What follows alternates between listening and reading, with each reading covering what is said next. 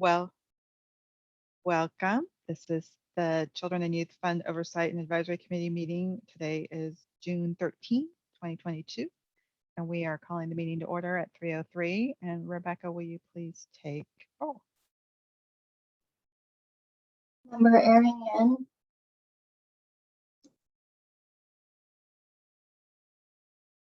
Sorry, here. Apologies. Vice Chair Curry, Present. Member Jennifer Salerno, Here. Member Julie Roberts Fung, Here. Member Michelle Lee is absent, Chair Molly Matul. Here. We have quorum. Great. Yay. Okay, so welcome everybody. I want to say that our members of the public who are joining, see if we have members of the public really joining. For members of the public who are joining, we went through some Clifton strengths work with Lisa Spinelli that we'll hear about in about an hour. And so that's why we have all of our strengths behind us, and we'll learn what that means and how that is going to help us be even better going forward. Okay, so just to get started, I want to talk about make sure that the committee members are all up to date on some of the agenda improvements that we've made. We understand that we no longer need to, or we don't need to approve the agenda or to adjourn. Hooray. So we have removed those from the agenda. We also have added time estimates. So hopefully that makes it easier for people to understand what we're doing when and follow along in the meeting better. And it helps us kind of budget and understand when we need to ask for a few more minutes of your time, like today. So today we are ending at 5:15. The one item that is freely allowed to run over is our public comment. So we do our best to estimate based on the past of like what public comments we have for time budgeting. So it's only for time budgeting purposes. But of course, if there are more members who want to give public comment, we will take all of the public comment that we have. So that item might run over, and it also may cause our meeting to run late. But this is how we're doing our time estimates for right now. And generally, public comment is each member of the public is afforded 2 minutes for their comments, and that could change based on the amount of speakers we have in the queue. Okay, so there's that. Finally, we moved the service provider working group report up.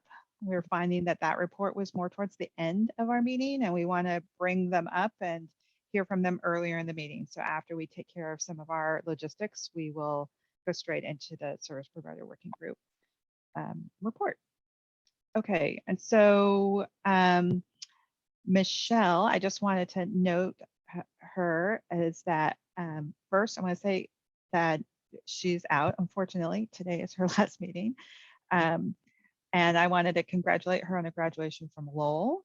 And I want to congratulate Jada on her graduation from USF. Yay. And we're so proud of you. You should be proud of yourselves and all that you've accomplished. So we're just so honored to be able to work with you and see your wonderful accomplishments. So congratulations. And fortunately, Jada is staying on, as you'll learn later on in the agenda, but Michelle is off to Cal. So she's moving across the bay. We're very excited. And so I just wanted to thank her for her service, her commitment. She's been very committed to the OAC and these meetings. It's been wonderful, and sharing the youth voice and perspective to make the work of DCYF even better. So we appreciate her very much. Okay, so let's move on to item number 2. So we have general public comments. These are comments on general items. We do have public comment for each item in the agenda. So if you are a member of the public and would like to make comment, please select raise hand or *9 on your phone. And you can give comment. I'm going to talk a little slowly just in case somebody decides that they want to click their hand on. And I will say that there are no speakers in the queue, so we will close general public comments and move on to item 3, the approval of the May minutes. Do I have a motion to approve the minutes from last meeting?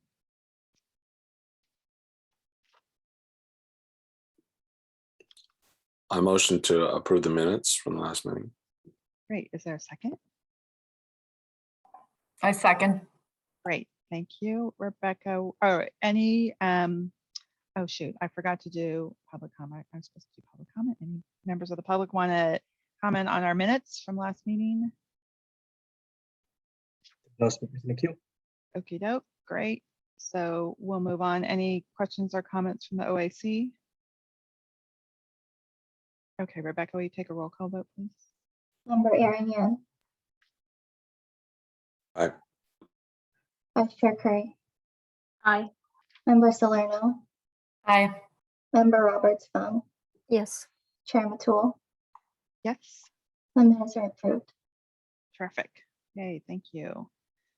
Okay, next is item 4, and that's the resolution for making findings to allow teleconference meetings under the California Government Code section 54935, section E.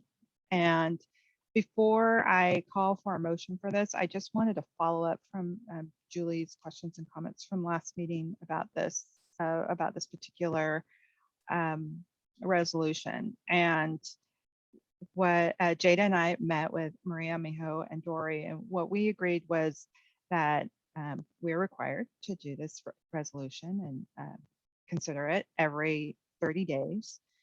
So that is required. However, there's no current requirement for us to meet in person or even in hybrid. We haven't heard anything about that. And in fact, we don't have a conference room where we can gather and meet in accordance to our safety rules. So we don't even have the physical space to do that. But more importantly, I think what we talked about was we appreciate the engagement from the public in these virtual meetings, and people can listen in, they can participate easier than having to go to a physical spot. So we appreciate that engagement. So we don't really, while we have to consider this resolution every 30 days, we don't anticipate moving towards any form of in-person hybrid meetings, definitely through 22. But we're finding that this format works quite well for us. And so again, this is just kind of a thing that we're required to do. Are there any questions or comments about that? Julie. Just want to appreciate the follow-up on that. I do feel like hybrid allows for better access for especially families that are dealing with childcare and other things. I do want to ask that if we anticipate changing to any level of in-person, that we give ourselves sort of a couple of months buffer between in making that change, so that we can explore the possibilities of maintaining the hybrid option and not just being in person, and making sure we have access to childcare and some of the things that folks had worked so hard to put together to make our meetings accessible previously. Yeah, and Julie, just to clarify, you said hybrid gives better access. Did you mean virtual gives better access? You know, definitely want to maintain a form of virtual. Okay, I have got it. noticed in school board meetings that there's been, it's been important to maintain Zoom. And it's been interesting to see the demographic differences of which families choose to show up in person versus online, and at what points, you know, different communities decide to show up in person. So I feel like my jury's out on whether or not some level of in-person is important for equity reasons. Yeah. But I definitely think maintaining virtual in some capacity, yeah, is really important. Got it. Okay, Thanks great. for the clarifying question. Sure. Yeah, definitely. You know, I'm like going out on a COVID limb by saying, you know, crazy limb by saying, because there's no guarantees, right? In life, as we've all learned, is that I'm going to assume that 2022 we're going to be in virtual. What comes in 23, who knows? But we appreciate this format. I agree with you that some level of virtual is a good thing for us in terms of public engagement. Okay, so I'm gonna see if there's any members of the public who'd like to comment on this resolution before I take for motion. If you do, please select raise hand or *9 on your phone. Okay, so we'll close public comment. And is there a motion to approve the resolution as written in your packet? I'll move that this resolution be approved. Thank you. A second? I'll second it. Great. Rebecca, will you take roll call vote, please? Brienne, Aye. Yep. Vice Chair Curry, Aye. Member Salerno, Aye. Member Roberts Fung, Yes. Chair Matul, Yes. the motion. Great. Excellent. Thank you. So for the next 30 days, for sure, we will be virtual, even though we don't have any meetings planned, but that's okay. Okay, so moving on to item 5, the report of the service provider working group. So I want to make sure that our tri-chairs are here and welcome them to make their report. Hello, everyone. Sorry, I did not realize we were moved all the way up on the agenda. So not You as are front and prepared. center. Yeah, we definitely appreciate that. Keon is back from leave, so I'll give him just a minute to say hi to everyone if you want to come off mute, Keon. Thanks, Madison. I said hi earlier. It's really great to be back. Our newborn son, Ezrin, is 8 weeks old on Saturday and doing great along with mommy. Really appreciate the chance to go on parental leave. It's just so special to have that time. And the fog is clearing and I'm getting my head back in the game. So great to see you all. Thanks, Keon. With that, I'll also share that Frederic is out today. And me myself, I spent time in programming all day because we are very short-staffed. So I do not have a pretty put together update for you all today. So I appreciate your understanding. We've had a lot going on for sure. I think the first thing I'll do is just definitely call out, the fact that I was in programming today is something that is not, it's pretty much been the case across the board with all of our membership. A lot of our core team, a lot of people in our group have been super short-staffed and have been struggling to really do programming this summer. You all know this, we've had conversations about it before, but there is a crisis when it comes to hiring right now with nonprofit staff. So just want to name that for sure. The other thing that's exciting is we wrapped up our stakeholder engagement process around the Children's First Amendment. We are working on putting together an email that we'll share out with our entire membership as well as all of you, which will have the full report linked, and then just some updates on the presentation that we gave to Maria and her team and some other folks as well. So look out for that. I don't know if Maria is going to share much about this, but there was a lot that happened in the last month around behested payments and summer together funds. And so Maria, are you going to speak on that at all? Okay, so I'll let Maria speak on that later on, but I'll share that we as a group have put together a memo that we're going to send to the city attorney's office as well as the board of supervisors and the ethics commission. And so we'll share that with you all as well. We're trying to get as many people to send that out and really just rally folks to make sure that we're able to benefit from the amazing fundraising work that Maria and her team does for nonprofits. And I think that is all I have for today.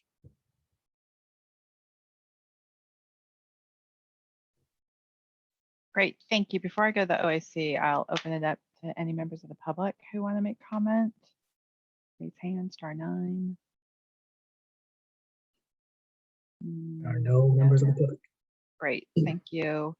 So moving on, are there any questions or comments from the OAC or the Service Provider Working Group?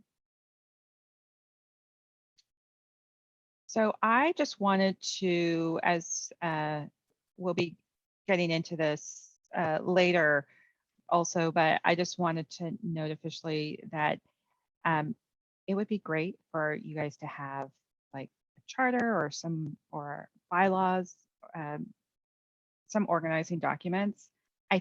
There may have been some from the inception, and if there are, I would imagine, like with our bylaws, it might be worth a review and a freshen up. And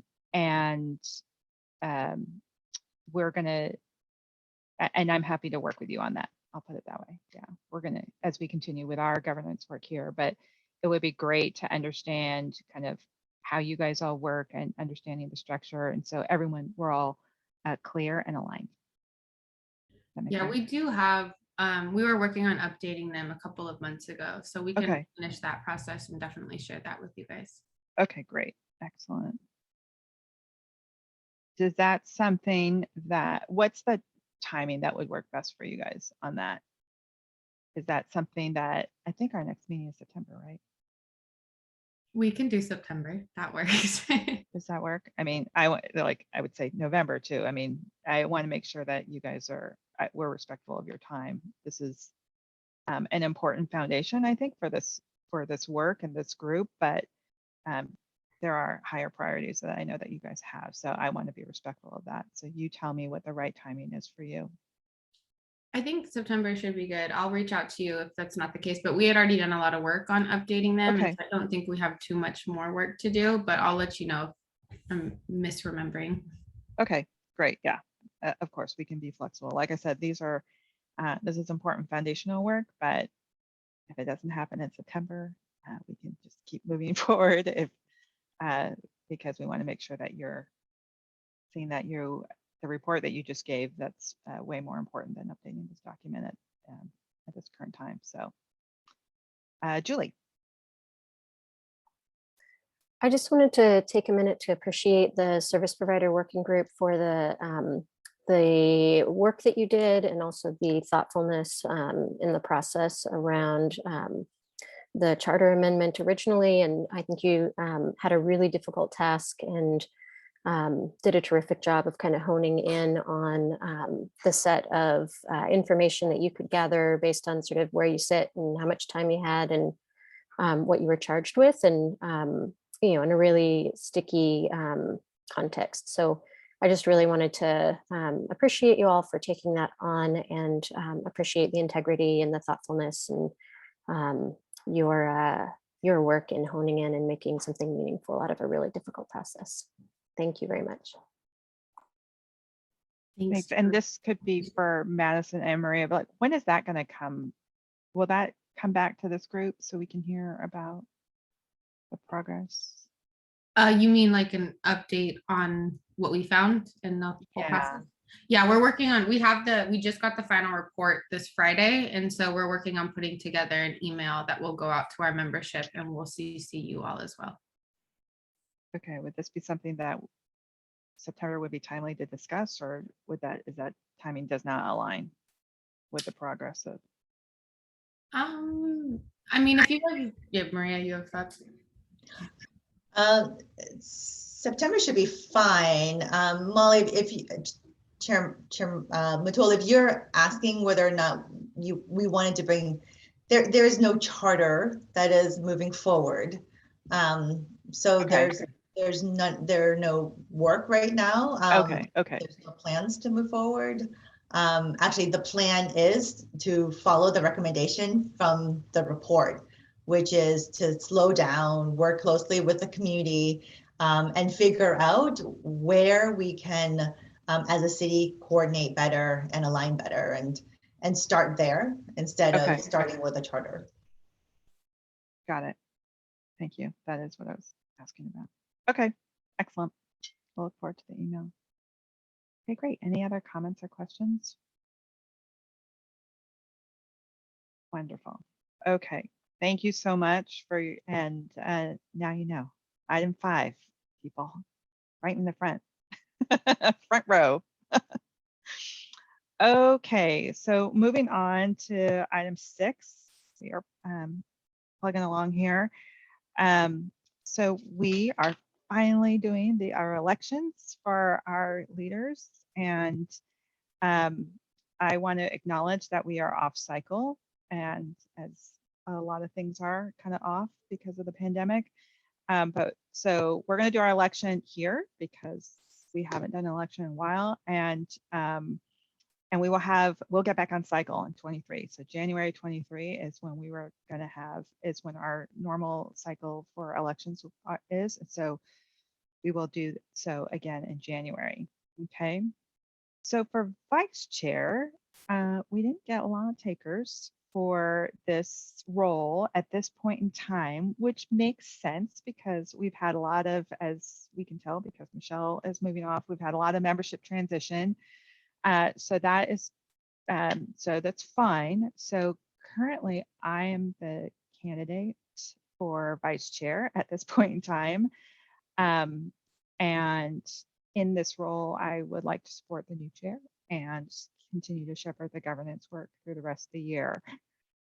It's not my intention to run again for a leadership position in January. So alert that we'll be looking to, as we should have, circulating the members through leadership roles. So it's not just one group all the time or one person all the time. So with that said, is there anyone who is interested in running for vice chair? Anyone? Okay, so I am going to, so right now the candidate is Molly Mattool for the vice chair. This is very strange. And I'll open it up for our process for public comment. If there's any members of the public who want to comment, click raise hand or *9 on your phone. And There are no with speakers in no the queue. public comment, I would like to call for a motion to approve Molly Mattool as vice chair of the OAC. Is there a motion? I'll make a motion to approve Molly for vice chair. And can I add something to that? Yeah. I know we haven't talked.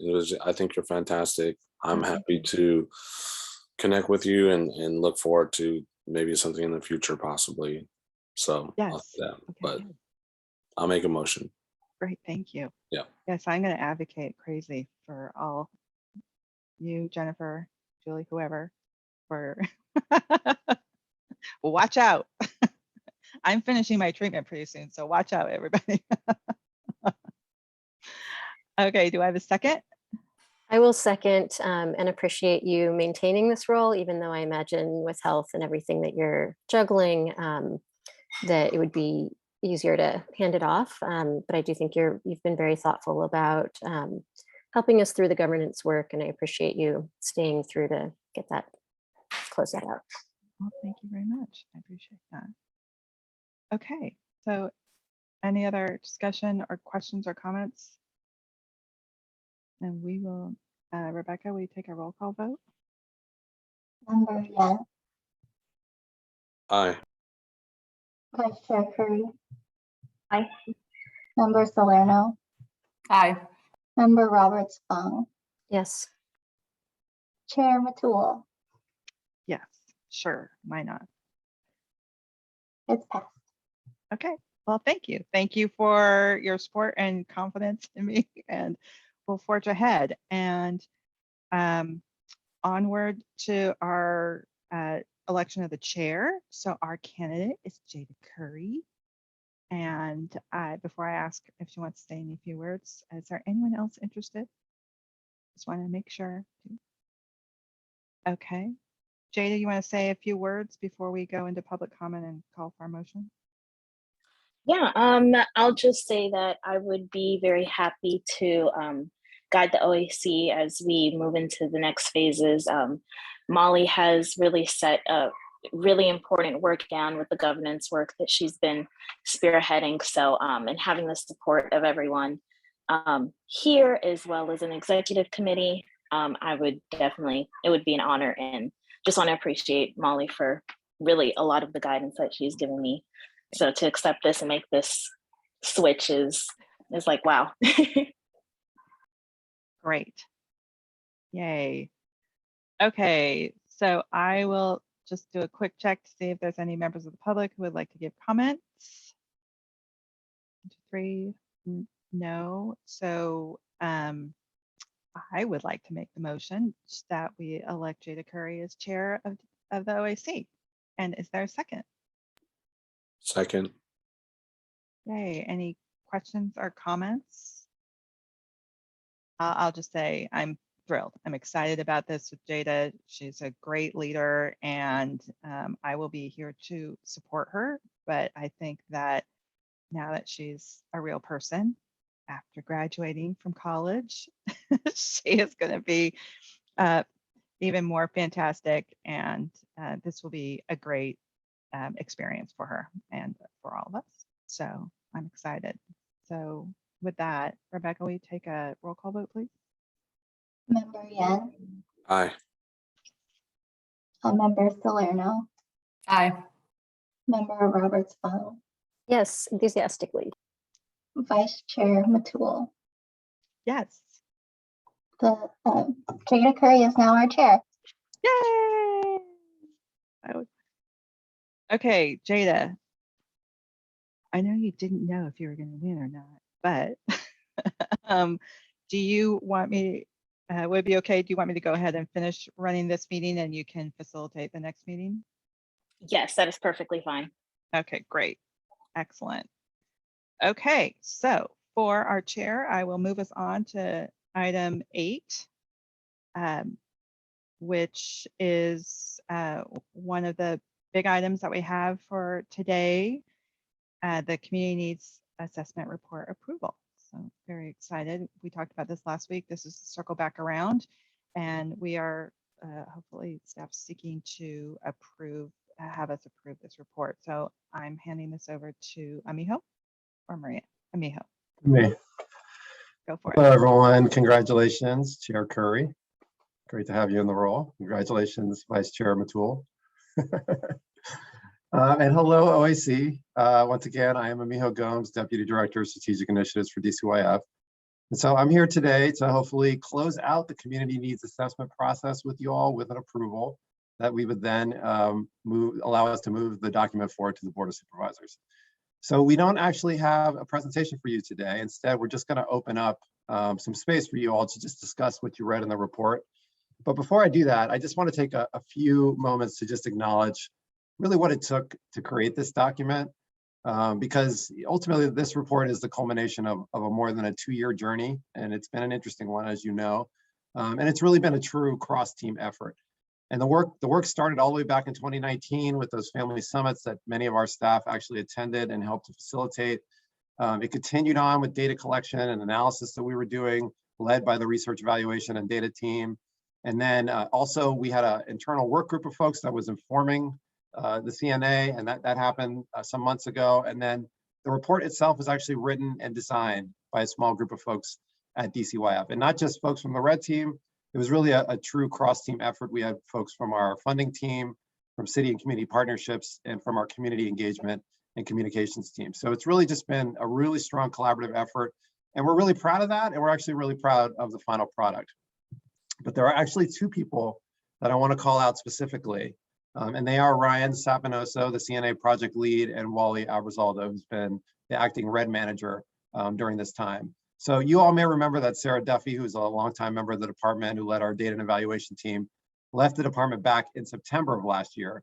And so Ryan and Wally essentially were thrown in to keep things going and to move the work forward. And they did that. They stepped in and they really stepped up, and they didn't just, essentially drive the bus. They actually got us to where we needed to go. And they did an excellent job of that with true collaboration and great quality. So we're really appreciative of that work, appreciative of the leadership. And we're actually really appreciative of everyone who was a part of this process. And that includes the CBOs that helped us connect with all the children, youth, TAE, and their families, as well as those community members themselves, because of course we need their perspectives, their experiences, and to learn about what they've been dealing with in order for us to have a strong CNA.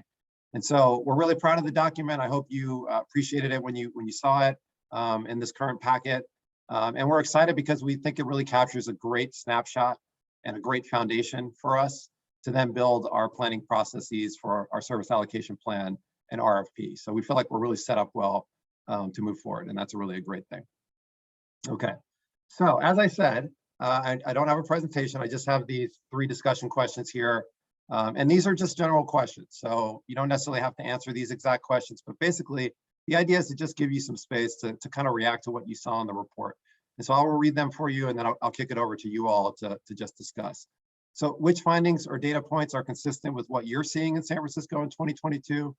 What findings or data points surprised you and why? And of course, which findings or data points would be important for DCYF to focus on as we develop our services allocation plan? And with that, I will turn it over to you all. I just wanted to say I really appreciate the emphasis on the need for more mental health support. I'm not in direct service anymore. I'm on the government side, but this was something that was seriously lacking. And obviously it's only been exacerbated by the factors that have, the factors created by the pandemic. And what I particularly appreciated about the report was not just the mention of the dearth of mental health support, but the lack of clinicians and mental health providers of color who look like the communities that they're serving. And those of us who are on the ground, who have been on the ground, know that there's a major deficit there. This is a major problem. And I'm really hoping that in the services allocation plan, that there's a lot of funding going specifically toward this incredibly necessary and important need and initiative.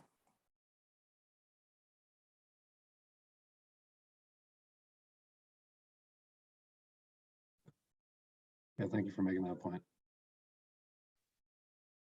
Julie, go ahead.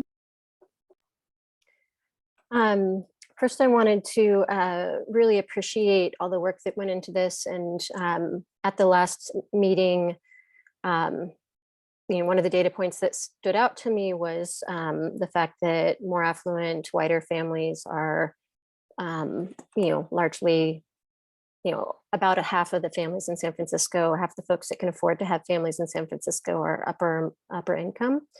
And so I sort of asked, well, how are you keeping the focus on low-income families and BIPOC families given that? And I just really want to acknowledge that, looking at the demographics data in the focus groups and woven throughout this report, I really appreciate how the team has really been able to keep the focus on the communities with sort of a equity lens. So I wanted to appreciate that to start with. I have a couple questions, and this may be way too far along to be able to make any revisions, but there were a couple of tiny things. One of the things that I've been asking about is that we have better visibility of some of our communities, and so I thought a beautiful example of that is on page 101, where because we've been looking at Middle Eastern and LGBTQ student data and disaggregating that, there, on page 101, there is a sort of a call out that those are two communities that are deeply impacted by bullying in the city and in SFUSD. So I am wondering, I noticed that none of the other charts that we had had Arab American or Middle Eastern reflected in the charts. And so I'm wondering if there's, if certain charts, maybe because there's not enough data, but I think it's really helpful to see our communities in comparison with each other so we can kind of understand disproportionate impact. And I'm wondering if there are opportunities to update some of those charts so that we can see our Middle Eastern families' experience and Native American families as well. If not during this report, as we're moving forward, it's great that we're starting to collect some of that data, and I'd love to sort of deepen that by making it more visible. And then I had a question, maybe I'll just sort of data dump everything and at one time. I had a question on page 93, the SFUSD enrollment data. Looking at the SFUSD data dashboard, as of October 7, 2021, the enrollment's 52,753. And in this report, it was around 49,000. So I'm just wanting to make sure that we verify that, because if we're looking at statistics and we're using different numbers, that could have an impact down the road. And similarly, I just happened to notice Vietnamese students are missing from the list of languages spoken. So I'm curious if there's a chance to update that information. And then in terms of the questions of what really stood out, the 3 areas that stood out to me and that feel like emergencies are that we're losing TAY youth in the city. All of the other age levels, families are stable or increasing, but we just have this dramatic drop off at TAY youth, and that feels like an emergency to me, and reflective also of some of the dynamics that the service provider working group has been working on in terms of wages. Mental health, as Member Salerno mentioned, and as many communities within SFUSD have been highlighting. And then the other one is the disparities for African-American moms and preterm birth. So I'm just, the disparities there were striking. It was heartening to hear that there are a couple of groups that are working on that. I'm looking forward to hearing how those 3 emergencies sort of come out as we move into the strategy plan going forward. And I think the only things that I had follow-up questions or would be requesting follow-up on is on whether there's opportunities to make Middle Eastern families more visible and confirm some of the SFUSD data. Great work. I kept taking screenshots of things to be like, oh, this community will really appreciate this. Like, this is data that folks need to know. So thank you for putting together a really useful document. Yeah, thank you for that. If I can just call on Ryan or Wally to jump in and assist with these data questions. Yeah, thank you for these. Okay, there we go. Thank you for the question. Thank you for those catches. I think it is good to just catch anything that might need some clarification or correction before we get it into this like final mode. I think, let's see, there's a lot there. I think I'm not sure if I'm going to remember and respond to everything, but feel free to remind me or catch me if I'm still missing something. Regarding data and demographics on Middle Eastern young folks, I think, yeah, this is just a tricky piece where we rely on additional data sources that we don't have control over when it comes to mapping demographics. The census identifies folks from the Middle East as Caucasian. And, depending on the data system we're talking about, there's still that kind of like washing out of the unique experiences of Middle Eastern folks who are, not white. So reliance on that data gives us this look of, being unable to surface in the quant data, but also acknowledging that that's a trend. We did want to try to work around that in our qualitative data engagement. So we did set up a focus group to make sure that it was specifically targets young folks who identify as Middle Eastern, Arabic, North African. And they also happen to be concentrated in the tender one. So there's a little bit of an overlap of experience there. And they were able to speak to school experiences and other just kind of like neighborhood experiences as well. On the other side of data dashboard enrollment numbers, yes, definitely. If there's an inconsistency in the number from the report and what SFUSD has listed as more recent or accurate, we can just update the number and make sure that there's a single source of information, single source of truth there, and that we're aligning to it. Similarly for the Vietnamese language piece, I think if that's maybe just an oversight on languages and threshold languages we included, we can include that as well. Yes, definitely get in touch with Devin and RPA for accurate numbers. Not sure if I'm missing anything. I think that you covered a lot of it. You got it. I think the one highlight around Arab American data, SFUSD does have that data in certain data sets. So it may be worth anything that comes through SFUSD asking.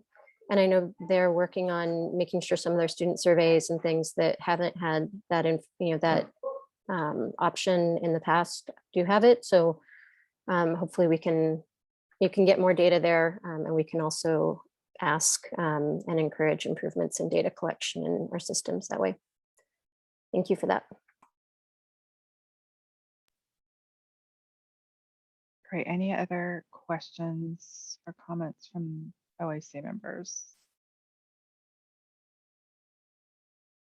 Or Aaron, go ahead. Yeah, no, I just want to echo just the praise to DCYF in compiling this document. I know from a participant standpoint how much work goes into this, how many meetings you guys call, all the back end stuff, and it's a very impressive and extensive report. Also want to echo my members here and everything that they're suggesting and asking around. I do think those are very important points, and in particular, mental health, and then also just being inclusive with our data for other groups, other demographics within that. I know how tricky that is. I've worked in planning, and even with the COVID stuff, trying to figure out the census, and I know how tricky that is. So I do want to note that. And one thing I just wanted to kind of bring up is, on top of kind of some of what the other members have mentioned, but also I know how great DCYF has been with the workforce development stuff, especially with our young folks. And I think since the pandemic, our work world has changed and dramatically shifted. And I don't know if this is even a suggestion or just a comment in general, that is something that I see throughout, our city, is just the opportunities for employment need to look different now. And I know there is tremendous opportunity within the city as far as what our youth can get involved in. And I also do want to call out, I'm hoping that we could advance somewhat, be creative in what we apply our internships to, or even entrepreneurship opportunities. I feel like our young people are really drawn to that. I don't know if the traditional work kind of placements, I think they're fantastic.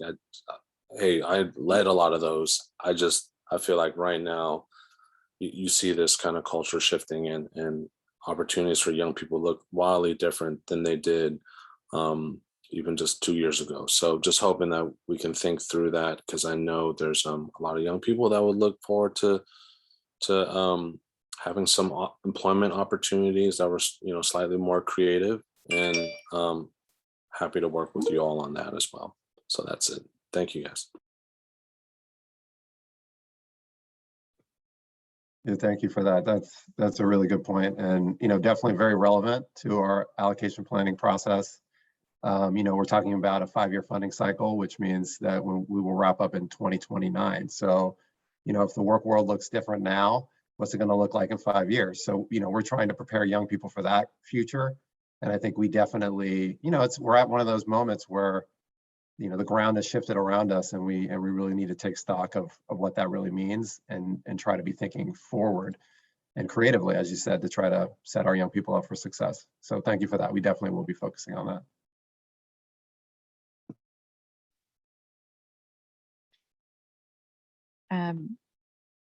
I'm going to be terrible and not respond to your questions, but ask a question instead, and ask, it's a process question. And so how do you expect this report to be used and received? Well, used, question mark. Well, I mean, I think for us, it's going to be used very specifically because it is the basis of our subsequent processes. And so, that means a lot of things. It means mainly that we take this data, we digest it, we sort of carve it up into the areas of work that we, are really traditionally funding as a starting place. And we start to really dissect what this report says, what SF RISE says, what our recovery plan says, what the information that we get from our grantees that we collect every month from them, sort of put all that together and try to think about what, to sort of like what Aaron was talking about, what are the types of services that we need to be supporting? What are the approaches? What are the partnerships? That really being key. What are the coordination opportunities that we have with other city agencies and things like that? And so I think as you think about that, you could see that the document becomes important to more than just DCYF. It also becomes a driver for children and youth services around the city. And to the point of what the engagement process was with the service provider working group, to try to think about how the city coordinates better without necessarily doing a charter. That's really what we are talking about, that we're going to attempt to do, is to try to coordinate better with city agencies, with SFUSD, and to try to get to a place where we are aligned, where we can address those system challenges that are coming up, that we hear about, that families talk about, basic things like, I don't know what's out there, right? That's a common refrain that you hear. So this Right. this type of coordination is the opportunity for us to like actually tackle that and not just be in our sort of DCYF centric bubble, but to expand that bubble and really be a citywide bubble, and to do the work that it takes to actually bring departments together to try to ultimately, lead to better outcomes. And so this document is really the basis for that. And it's really the sort of the information that we have to study to then drive those discussions and the subsequent work that then leads to actual strategies that address the things that are showing up here. And when it's shared with other groups, or do you use this information for other kind of public facing or external, whether it's, CBOs or other departments or our leaders, right? How is that shared? Like, does the mayor get this like 200-page document and is expected to take a look at it to get a sense of her community? So how is it shared that way? Because this is amazing information. Like, I totally agree with this. This is awesome. And it's the voice of the community. And so I'm curious how this gets absorbed by our leaders, from the mayor to leaders of CBOs to the district to whatever. Amiho, do you mind? Can I? Yeah, I just want to share that today is the first step in starting the sharing piece of this document. So once you all approve this document, we then take this document, and I of course will brief the mayor and the mayor's office on it. I will also share it with our city departments. So all the relevant city departments that's listed, that's called out in this document. And then in July, we will be sharing it at the Board of Supervisors, at the Youth, Young Adult, and Families Committee. And at that place, hopefully the board, the committee members will approve it, and then it gets moved over to the full board for their approval. So there is going to be multiple steps in us sharing this document, making sure that we all fully understand what this data is telling us about the needs of our children and families. Whether or not it's a certain new area that we need to double down in, like mental health, or a new population that is showing increased need, like our Native Americans, our indigenous communities. So that's why this document, this report is so important as that first step into building on programs and services, and like Amiho said, the coordination piece across the city. So there will be many more opportunities for us to take this document on the roadshow. Great, that's helpful context to understand. So thank you very much. Jada?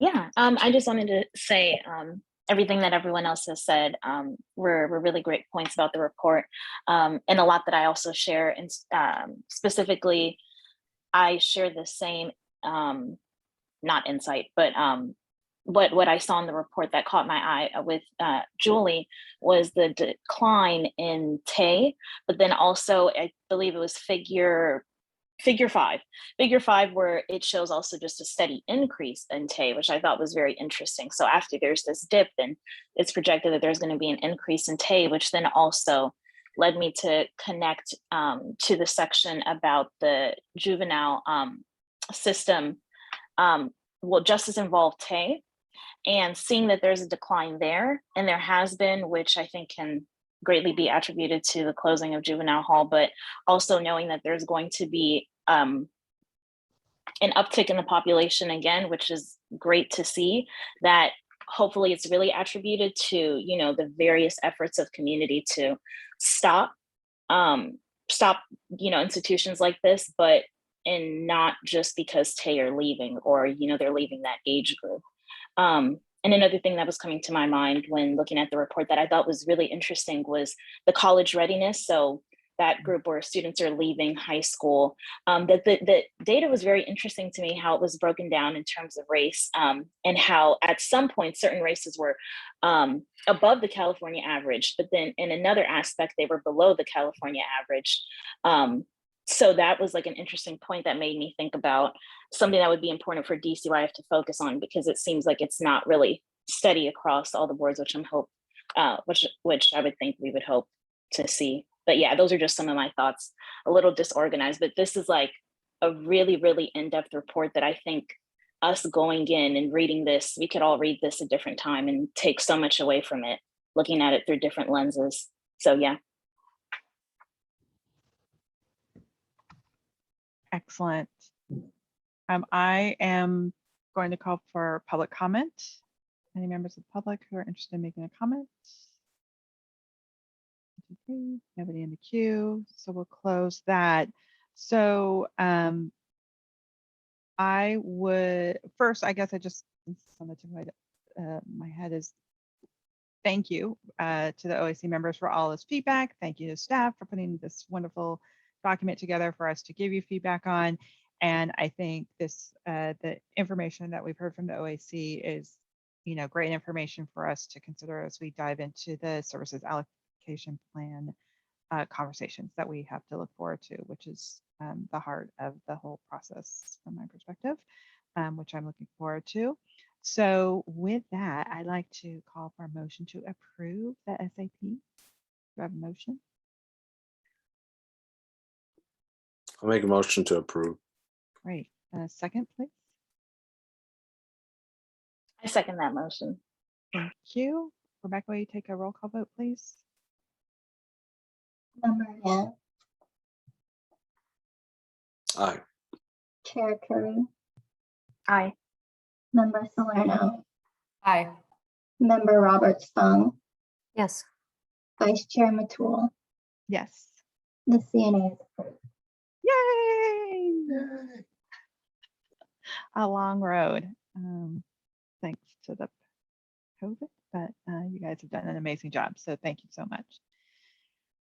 Okay, now the next big item that we have is our governance work, which, as you can see from our backgrounds for some of us, we have a lot of purples and a lot of blues, and we are going to learn more about that and see how we can all work well together, what this all means, how we can do great things, continue to do great things together with DCYF. So I'm going to hand it over to Lisa. Hi, everybody. So just to let you know how you always try to do your best and sometimes your best isn't the best. Well, we have a moment of this because can you see how my background, you see how my talents are left justified? Can you see that? So we fix the macro to make them right justified. Look at how nice Jada looks. You can see it goes right around her shoulder. Aaron too, right? But the problem is something happened in our macro that so Dora, you've got command like I do, that should be orange and it's not. So we'll get the backgrounds to you. So for today, just focus on the words, don't focus on the colors too much, but we'll get you the right ones. So, you fix one thing, you break another. Is anyone familiar with that in their life? It's kind of a COVID theme a little bit too, right? So, so what we're going to do today is we're going to get a chance to, and Molly, what time would you like me to go until? Do you want me to go till 4:40? We're starting 5 minutes early. So you want me to try to go to 4:40?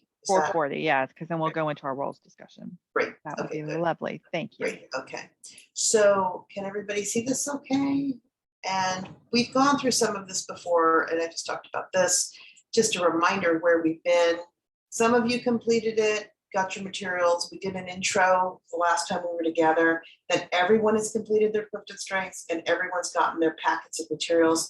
And today we're going to do a quick recap on some of the stuff we've already covered and really focus on kind of where we're, how to use it.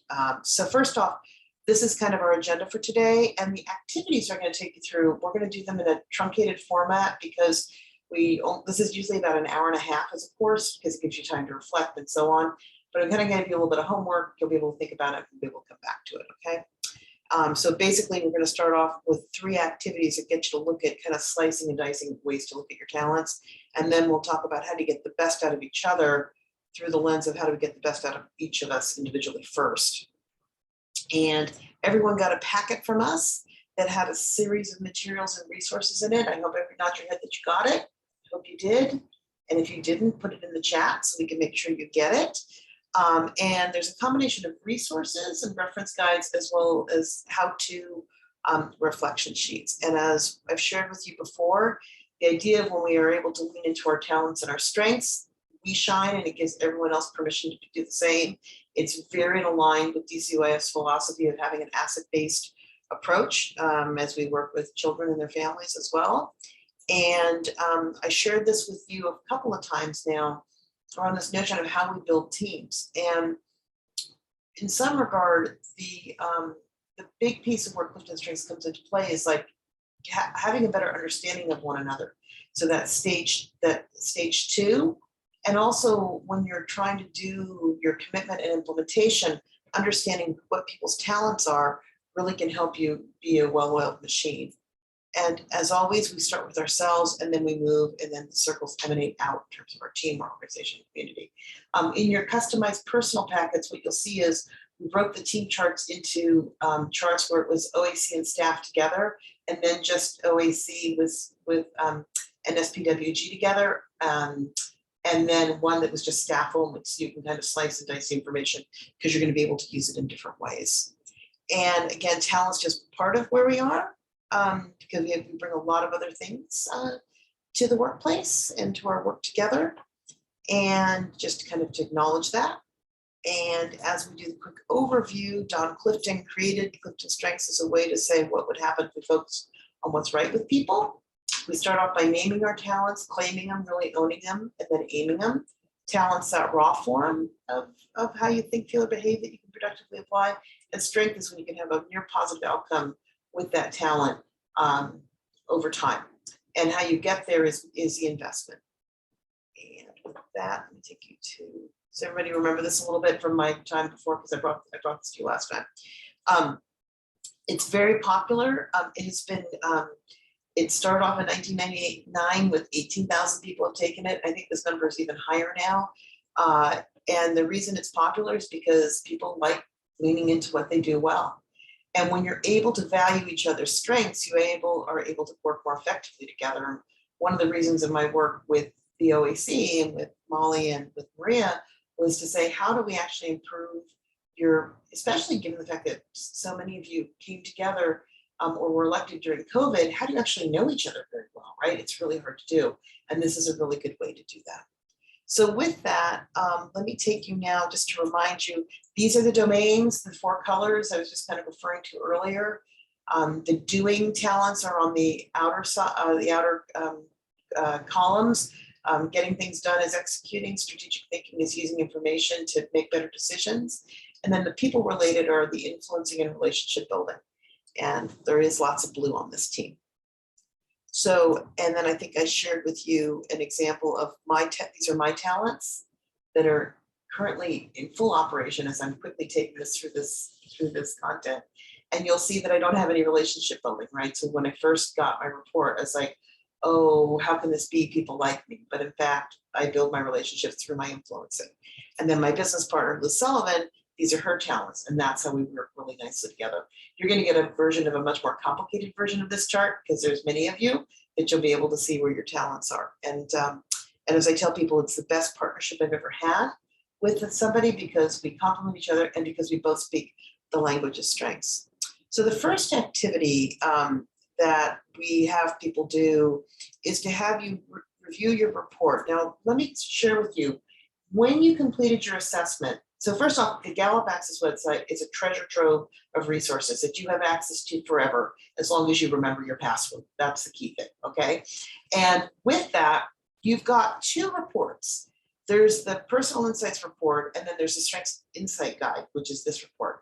The first report is the generic description of each of your talents, so you basically understand what each talent is.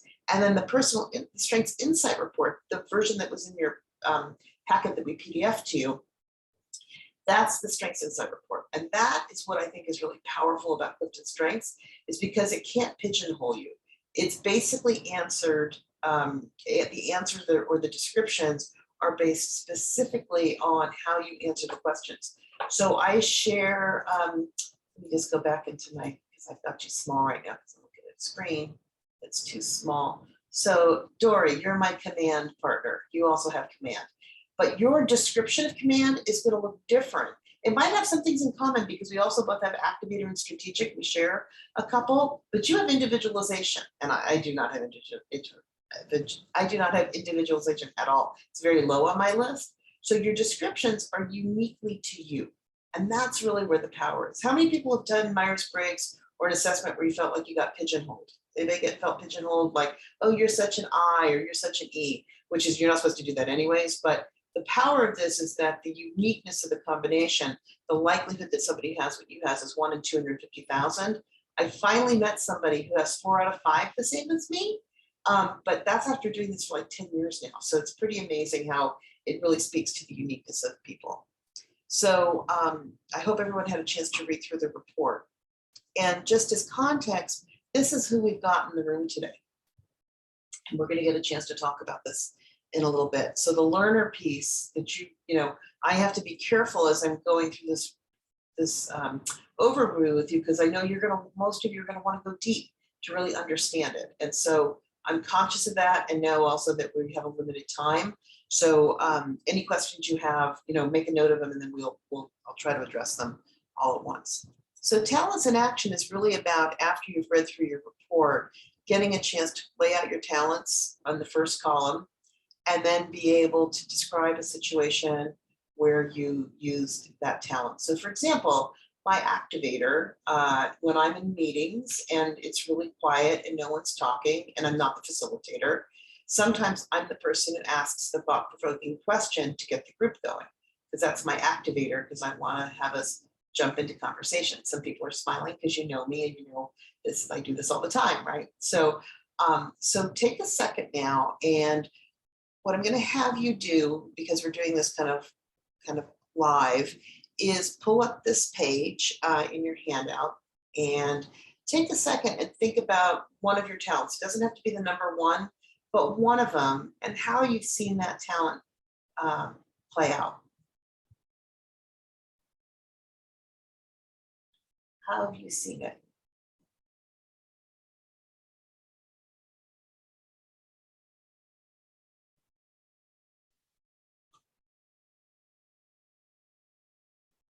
Anyway, okay, I'll share.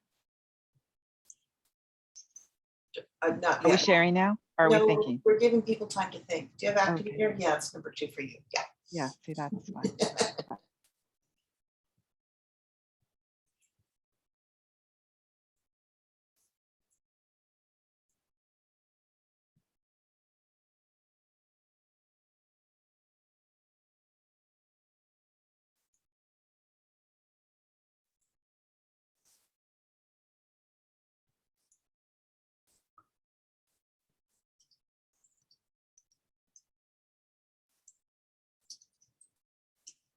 Okay. Molly, you want to go and give an example?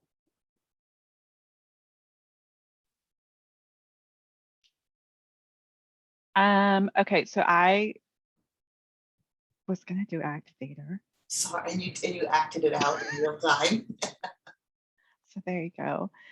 Because I often just like to do things and just get started on doing things, or if somebody puts out a pretty good idea that seems feasible that people are ready to work on, then I'm like, well, let's just do it and let's move on it, and we'll keep things moving along. So, so I was going to say that, but I also You said it. You did so I say it. say that, yes.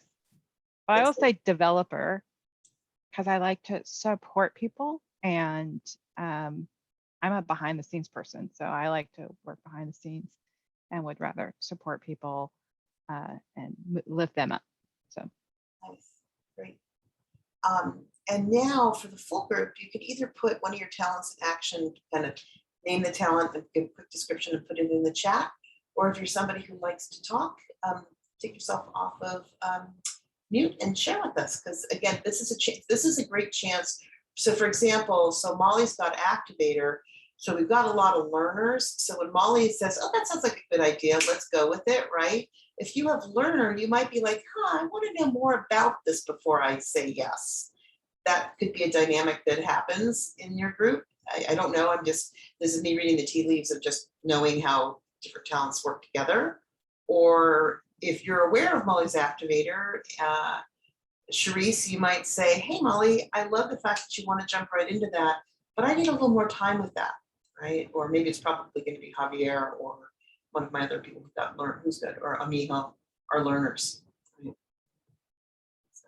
So what are some other talents that you Go have? ahead.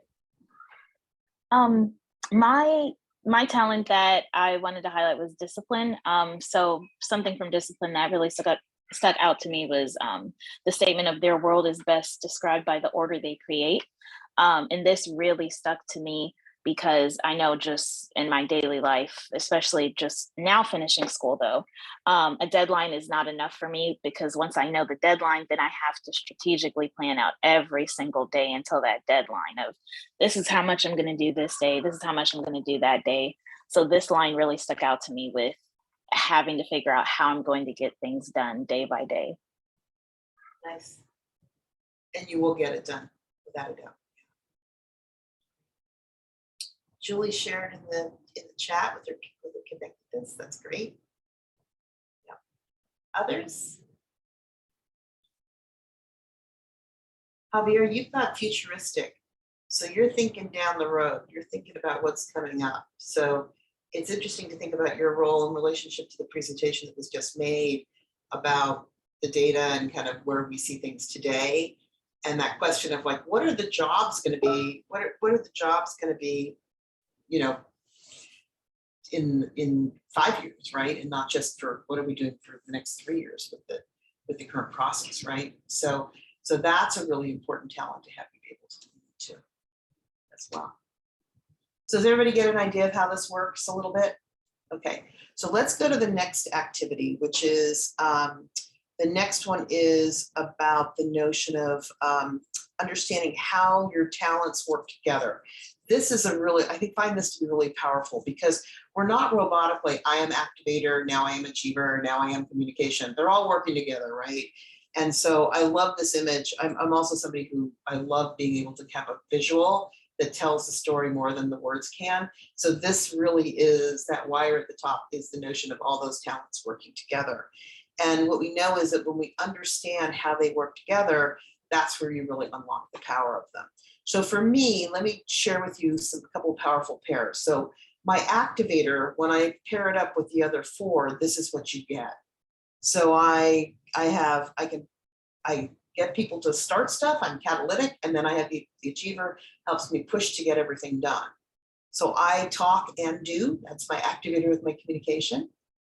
My activator with command is if, you know, I can push forward on something, and if there's resistance, I can figure out the way to push through it. And then my activator with my strategic is when I jump, I'm pretty good at what I jump with because I've thought about all the possibilities before I jump into it. Now, one of the downsides of that, which we're going to get to in a second when we talk about balconies and basements, is that sometimes I can jump to the answer. I see the answer before everybody else, and I'm impatient. I'm like, why can't they see it? Or why don't they just do what I'm doing because I've got the answer. So that's an example of like really understanding your talents, like when they work for you and when they don't. So what we've done is we've generated these personalized reports for you that have your so for example, you see the first kind of first little matrix there, that's my activator paired up with the next 4. And then my achiever, I pair it up with the next 3, and then so on and so on until they're all paired up with one another. So you have your own personalized version of this in the packet. So I don't know if you had a chance to look through this, and the paired up descriptions are from Gallup. They may not be 100% right, like my activator and achiever, their description is not how I talk about it, but yours may be, you know, it might be right on or it might not. So take a second and read through your paired up, and let's do the same thing. Like let's do your first talent, and then just do that first matrix box, and just take a second to read through it and see what your pairs look like.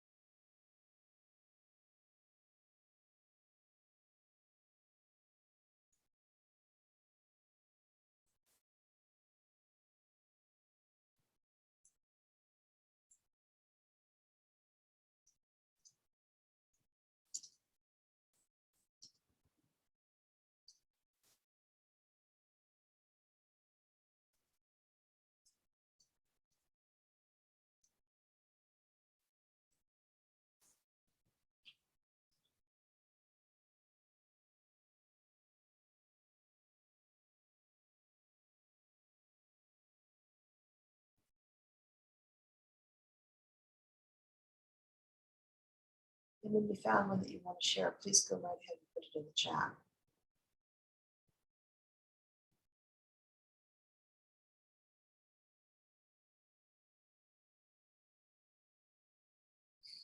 Nice. Thanks, Sharice.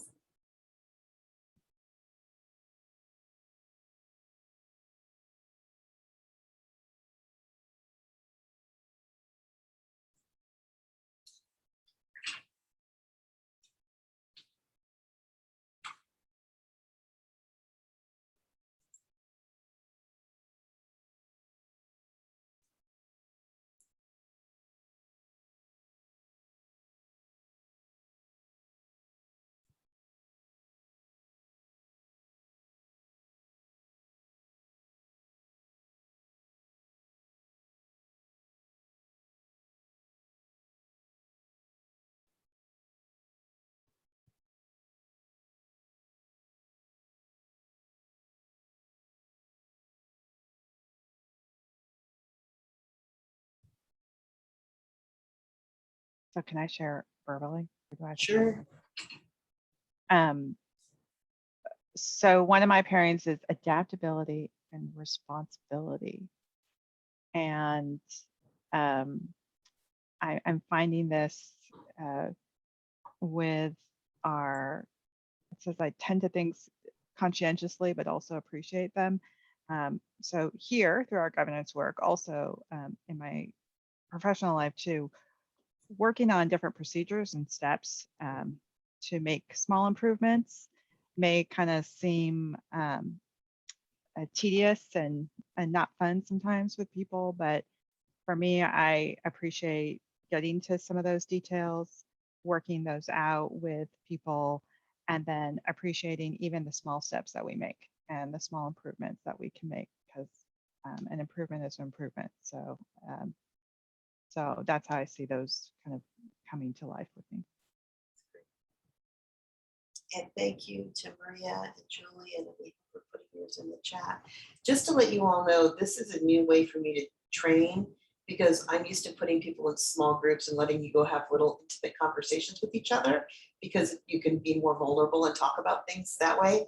But because this is a public meeting, everything has to be done in this room. So just to let you know, I'm doing my best with this, and thank you for being open and doing this in a public forum, because that certainly takes a whole nother level of vulnerability to do that. Yeah, and Amiho, I'm going to come back to yours when we get to the next thing, because I've got a great example for you that's really helpful. So does this make sense? Paired up, thumbs up, give you some ideas. You know, obviously you got a little bit more to go through.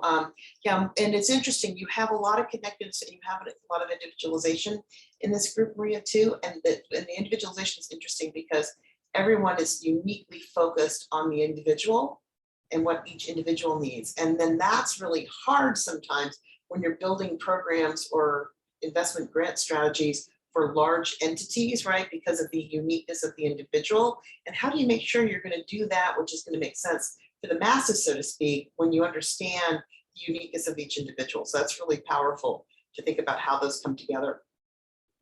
So with that, let me now, does anybody have any questions? Can I move on? Is that okay with everybody? We're good? Okay, great. Okay, so move back.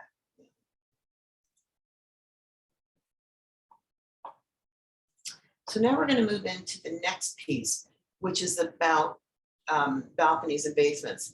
And remember how I told you all to cross your arms the last time and then cross them the other way, and there was the way that was comfortable and the uncomfortable way, and the uncomfortable way was leaning into your strengths. Well, we're going to do something that's going to feel like a really old, familiar slipper. And that is to talk about your balconies and basements, because you know, this idea that the investment, the first part of the investment is your self-awareness in that equation. Remember how we talked about to be able, that investment equation is based on your talents. So if you have strategic thinking talents, you're going to use the Access website, you're going to read about stuff, you're going to read the articles I sent you. And if you have a lot of executing things, you're going to want to get in there and practice. If you have relationship building things, you're probably going to want to check in with people and practice with one another. So it really is, your recipe is really unique to who you are. And that self-awareness, that's that very first piece, or the first element. And within that, balconies and basements is a great way to understand this. Every talent can be used to the good or to the not so good. So my story is I have command. And if we take a look at, and you have this as a handout, can you all see the basement of command? Or do you want me to read it to you? Shall I read my basement to you? Happy to do that. Bossy, know-it-all, domineering, rude, abrupt, short, strong-willed, inflexible, and stubborn. Check, check, check, check, check, check, check. I've been all those things at times. And I also, and especially early in my career, like I just wanted to get it done, and I'm gonna just, and I'll tell you a great story. I actually was leading a meeting where I was remote in San Francisco, and all 30 participants were in a room, and I was facilitating remotely without video. This is in the old days, pre-Zoom, just with the old squawk box. And we were convincing the CEO to hire a coach because he had to give a keynote address and he was a horrible public speaker. And he was on the precipice of agreeing to saying, yes, he would get a coach. We were so excited. And then the person in charge of logistics raises her hand and she says, oh, just to let you know, Darren, we're gonna have there'll be a podium and there'll be water with a pitcher or bottled water if you want, whatever you prefer. And I was like, does anyone having the reaction I'm having, which is like, this has nothing to do with him saying yes to the thing, right? So I go, Barbara, we have a meeting in an hour to talk about logistics. Can we bring that back then? Because this is really not the time for it. Because my activator achiever, I'm trying to get something done, and this sideways thing comes in. And so then my command is exactly that in the basement. It took me 6 months to repair my relationship with her. And I had to work really closely with her because we were planning a conference. But what I came to find out was, because I checked in with her after and I apologized, and the minute those words came out of my mouth, how I wanted to pull them back in, right? And what I learned was she was somebody who, because she was really good at what she did, her VP who she worked for had so many problem people that she was managing that she kind of just left Barbara to go be by herself. So this is Barbara's call for like getting acknowledgement or appreciation. So what I ended up doing is I ended up moving Barbara to be the first thing on our agenda. So she was always the first to go. So I put my command back into the positive. Barbara, let's hear from you. Let's hear about the logistics, even though no one really wanted to talk about logistics. We put the logistics first, and it was great. And I would give her context. If you're going to explain the logistics, ask the questions you need to ask. And I coached her on it, and it turned out well. So really understanding your balconies and your basements matters. And the other thing to know is that the balcony of my command is direct, driven, inspirational, easy to follow, clear and concise. What I realized was I'm the person who says the courageous thing in the meeting that everybody's thinking, but nobody is able to say. And now, even with a better understanding of my talents, I can say it in a way that I can get other people to hear things and get people to hear tough things in a way that they can hear it. And that really matters, right? Especially when you're working on complicated things or where people have different opinions. So I've been able to really aim that talent in a really positive way. Now, what I also know is if I have, does anybody in our group have harmony? Who's got harmony in the group?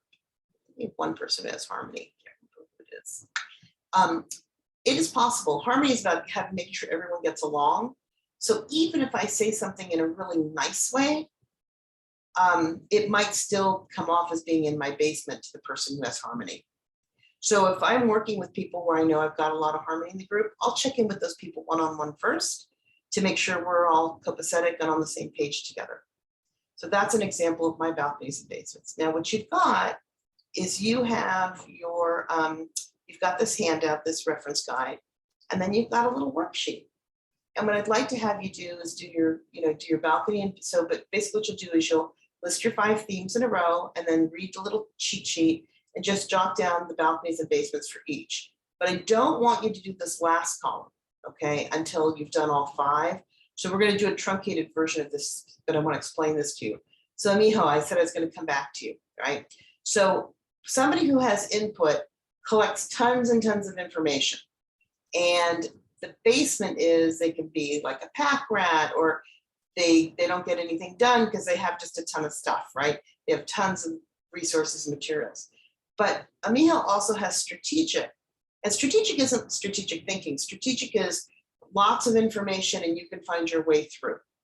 So the basement of his input is addressed with the balcony of his strategic. Does that make sense? So my activator, I can say, I can sign up to a bunch of projects, but then the basement of activator is starts things and finishes nothing. But the achiever gives me the endurance to finish the things that I start. But then those two together can be problematic because I can be on a constant hamster wheel. So thank goodness for my strategic that helps me figure out which are the ones I need to get done first. So that's just a couple of insights about how to use them and how they really work as a system.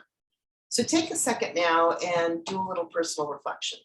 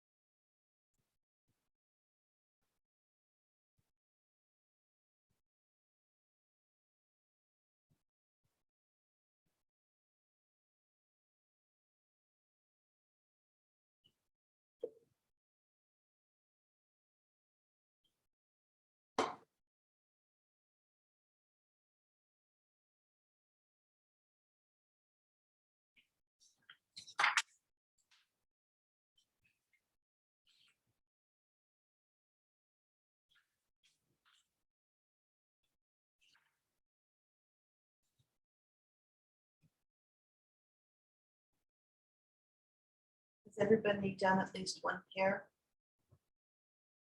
Or gone down the row a little bit? So what I'm gonna interrupt you. I hate doing this, but I just want to keep us going because we're kind of covering a lot of ground. Let's do this one together, okay? And I'm not going to have you share about yourselves personally because I think we'll find ways for you to be able to do that with one another. That's because it's not as comfortable to do. I'm very comfortable with my basements because if I don't laugh at myself, there's no way through the day, right? We're all human and imperfect. What's the balcony for learner? We've got a lot of learners in this group. What's the balcony for learner? I just put it into the chat. If everybody who's got learner wants to just put what a balcony is of learner.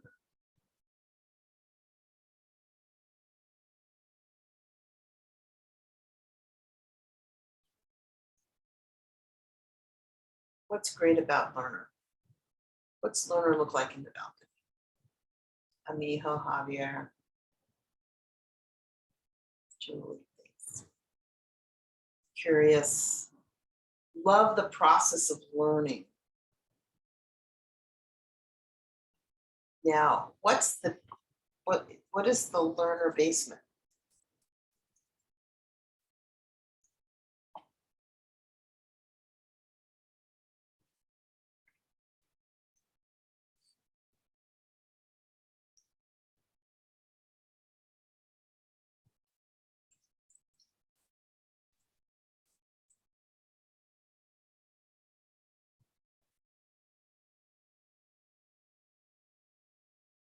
Can we just say it? Yeah. I know it all. Lacks focus on results. Yeah.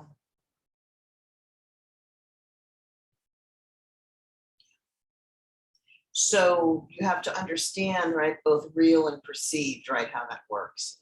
So let's do one more. Let's do, I think I want to do individualization, which is, I love individualization. I wish I had it. What's great about individualization? Let's hear from our folks with individualization.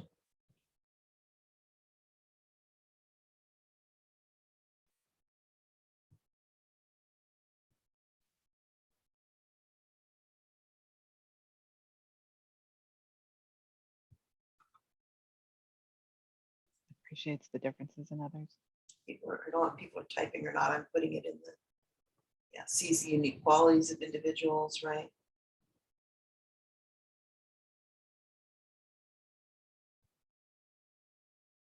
And then what about the basements? Look, one size does not fit all. Yep.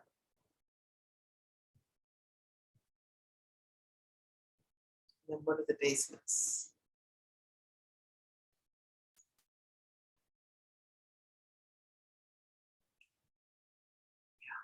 So what's really interesting about your group is you've got this combination of both individualization and connectedness. That's really powerful because the connectedness is the big, and I think somebody shared that earlier as one of their pairs. Maria, maybe was that you? I think it was you. But that's why this group really works well together is you see the uniqueness of the needs of people and also the collective of what's going to happen. So that's really a powerful pair together. So now let me take you through the last piece. And just to let you know, I've got some people who are reaching out to me one-on-one and sending me direct messages. I can't do direct messages and lead the training at the same time, but I'll get to you in a second as soon as I take you through the next piece. So what's going to happen next is this next piece is really about how do you get the best of you, right? This to me is one of the most powerful exercises you can do, and you can do it with or without lifted strengths, by the way, so you can share this worksheet with people in general. So you've had a chance to get your report, you know what your talents look like when they're in action, what your pairs look like, and your balconies and basements. So you've completed all three of these reflection worksheets. So now if you take those reflection worksheets and those insights you've taken about yourself, you get a chance to put it into one handy dandy cheat sheet. And this is what I'm going to recommend you all work on to actually have at your next meeting to come back to this and do this assignment. And so basically what it looks like is I'm at my best when, I'm at my worst when, can count on me and what I need from you. So based on my talents, I'm at my best when you give me the overall project direction and give me the autonomy to complete it on my own. And that you check in with me at key strategic moments as the project is progressing and not after the fact. I'm at my worst when we do everything by group consensus and we never move to action. You can count on me to get done what I say I'm going to get done. And what I need from you is timely feedback and honesty. So I've been doing this for a long time. So that's like condensing it down. So what you get a chance to do is you get to really think of what's the best way to work with you. And as you're working both staff with OAC and SPWG, I always get those letters backwards, that there's lots of relationships there, right? And so really being able to share how I'm going to work best. Jada coming in as the new chair with discipline, right? As your number one, and they're not your number one, but it's not number one. They all work as a system. But Jada's style is going to be different than Molly's style, right? And so being able to say, Molly, as your chair, this is how you get the best of me. That's going to be really important. And Maria, you working with Jada, we can even do a thing called the power of two, where you get a chance to kind of compare your talents against one another and really see where the power is and what you can unlock. Or Maria, you and Amiho, because you work so closely together, right? That you being able to really sit down and talk about how you complement one each other. That's where the real power is. And then what'll happen is you'll come together and you'll do the best of me. And because what we know is if we use our talents, appreciate them in others and combine them, kind of that meta level paired up, that's when we can really get a lot done. And remember how I shared with you the talents of, this is this group. This is all of you. So this is a pretty powerful chart.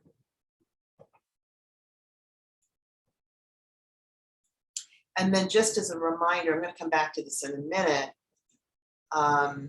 You know, in your packets, and we'll be giving you the updated packet because Julie, for some reason, one of your talents didn't make it onto the grid. I have no idea how that happened. So you've got in each of your personal packets, you've got the names of everybody, so you know who has what, and it's staff and OAC SPWG. And then you also have just OAC SPWG and then staff separate. You've got the 3 different groups, so that way you can kind of, you know, read the tea leaves more.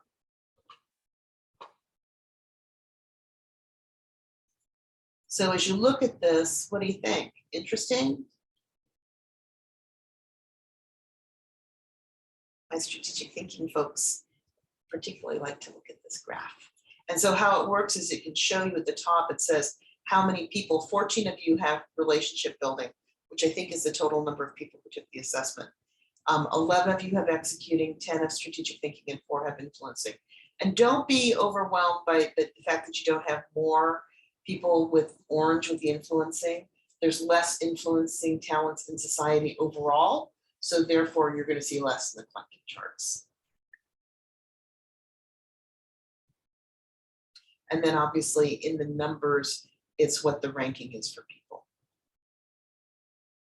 So there's some interesting things, like you've got a person, I'm just trying to move you guys so I can see you all, but at the same time, look at the chart. So there's somebody who has 4 out of 5 of their talents are in the strategic thinking domain. And and of course I can't tell who it is because the colors are wrong on your charts, but that person's a deep thinker. So how is that person being utilized, right? You've got, there's a couple folks who are all blue. I think Maria, we talked about the fact yours should be all blue and they're not. So you lead with relationships. So who's the green and the purple around you that are helping to support you as the person who's trying to make sure you're going to get everything to work for everybody. That's kind of your, you know, we can make it all work because we do it through people, right? So, you know, the question becomes, you know, there's a couple different things is the next steps, which is, as you look at this, is to say, you know, what do you love about this team? What do you want to learn more about this team based on your talents? And then what you can do is we can come back together and you get a chance to talk about the results of the collective team more deeply, and then give everyone a chance to do the best of me, where everyone gets a chance to share how you get the best of one another, and you get a chance to fill it out on a grid, and then you get to really hear. So my favorite story is I was working with a group of nuns, and they all had, and I'm a cultural Catholic, so I feel like I have to have good posture when I'm with the nuns. And we're doing this training, and I'm at my best when, and each of them said, when I have time to think, like I don't like getting asked to think quickly. I need time to think. And every single person had it. There were like 8 of them. And so I said, well, who's putting this demand on you, right? And I made some joke like, is God calling you to do things quickly? And they laughed, and they said, and then they looked around the room, and then they realized they did it to themselves. So they created a ground rule, and the ground rule was any request that one of them would make to another, they would get 3 days, like 72 hours on any task. And if it was urgent, they would ask permission and acknowledge that the person can also say no if it was unrealistic. And that served them for many years, but they never could have seen it if they hadn't gone down the column and seen every single one of them was at their best when they had time to think about something. So I don't know what will be unveiled in your team's chart, but this will be the thing. This will be the next thing that we do is this exercise. And then from that, you get a chance to be able to say, you know, what do you have in common? What are your patterns? What do you want to remember? And that's basically it. So thank you. And remember, as you let your light shine, you give others permission to do the same. So with that, I'm going to stop sharing and then just take any questions and just check in around anything, because we've got, I'm right at time. I've got, Molly, you might even give you 2 minutes back and just kind of just ask if you've got any feedback or anything you might want from me. Well, first of all, I just want to thank you. I think this is, I know this is not the ideal kind of retreat situation that I think would have been, I'm just gonna say it would be different if we were able to do this in the retreat session, session in person. So I appreciate you adapting and making this presentation for us. I think the insights are all there. And so I think that that's wonderful. What I hope to, how we continue this is, and what I love that best of me exercise, and I've done that at work, and where we do recognize that some people can't think or don't think well on the spot, or that's not their strength. And so we are mindful about things. Some people request things in advance and need to really visually see things before they process information. So, and that's helped move work along and be respectful of everybody. And as you say, bring out everybody's talents. So we have that.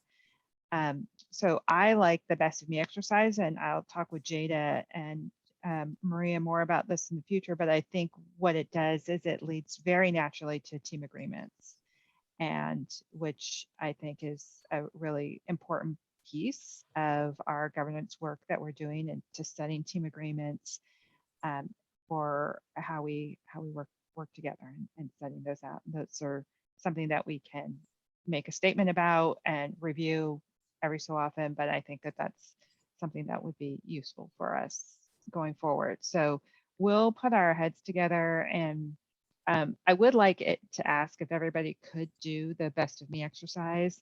If you could do that, and we'll figure out a way to bring that information together and process it again in this kind of public virtual situation, and be respectful of everybody.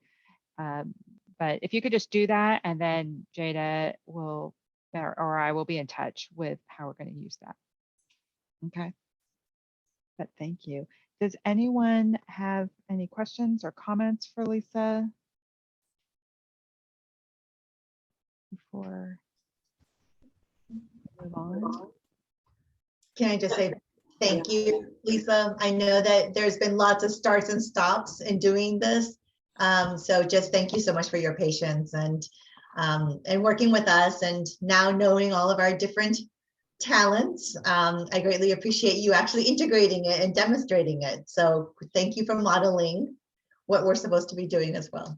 So. Yeah, that's great. Yeah, and and I think Molly and Jada and Maria, we can have a little conversation, talk about kind of next steps with this, and we'll get you your right Zoom backgrounds. And Jennifer, do me a favor and just send me your email. For some reason you weren't on the list, and my sincere apologies about that. Oh, I'm sorry about that. Thank you. I'm sorry I couldn't participate. It looked amazing. I'm so sorry we missed you. I apologize. And Jennifer, if what we can do too is I can do a one-on-one coaching with you, where you can get a chance to kind of go through your report, you'll do those exercises and then come to me, and then we can talk about it a little deeper. Thank you. I appreciate that offer. Thank you so much. Yeah, and then what we'll do is we'll recreate the charts so you'll have everybody. Yeah, so yeah, and I think it really is. And the thing that I would say is that just spend some time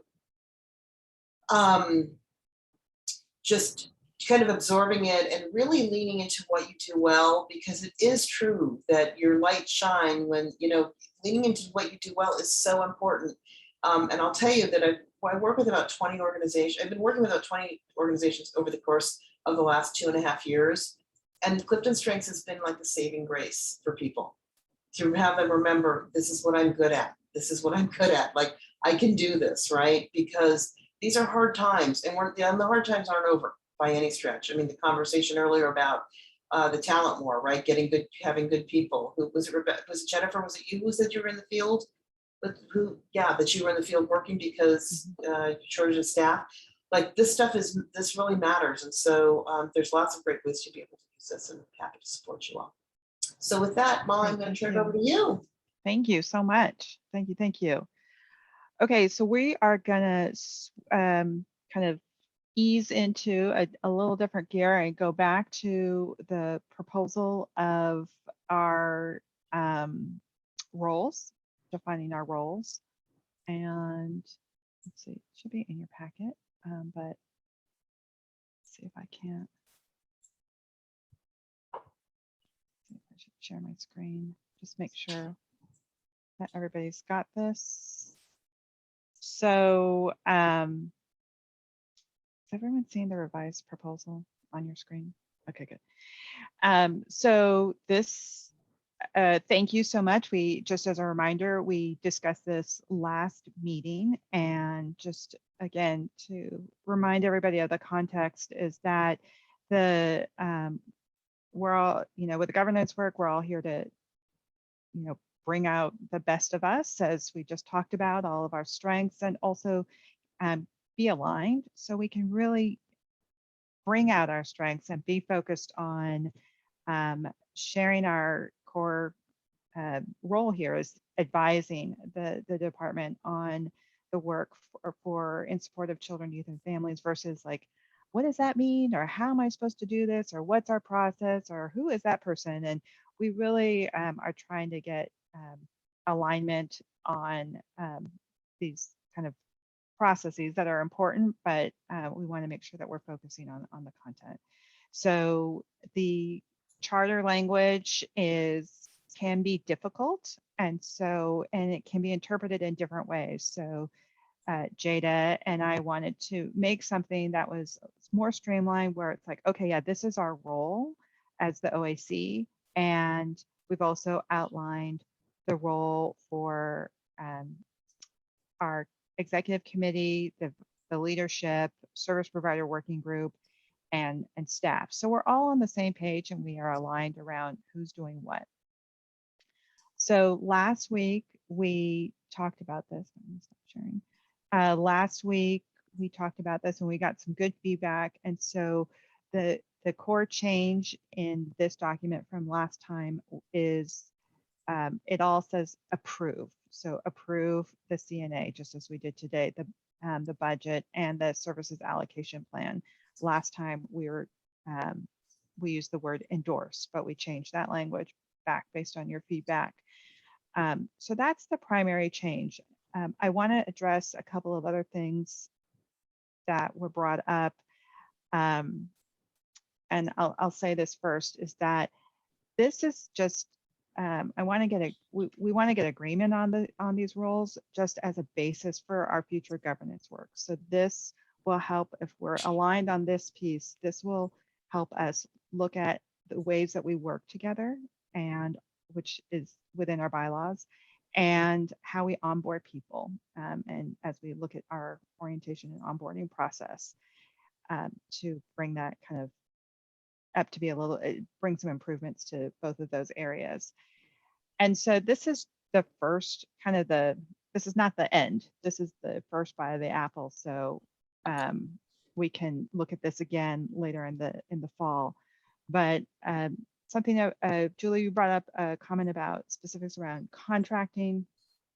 And I think there was also comments from somebody about advocacy, and in particular with the service provider working group, stating that their role is around advocacy.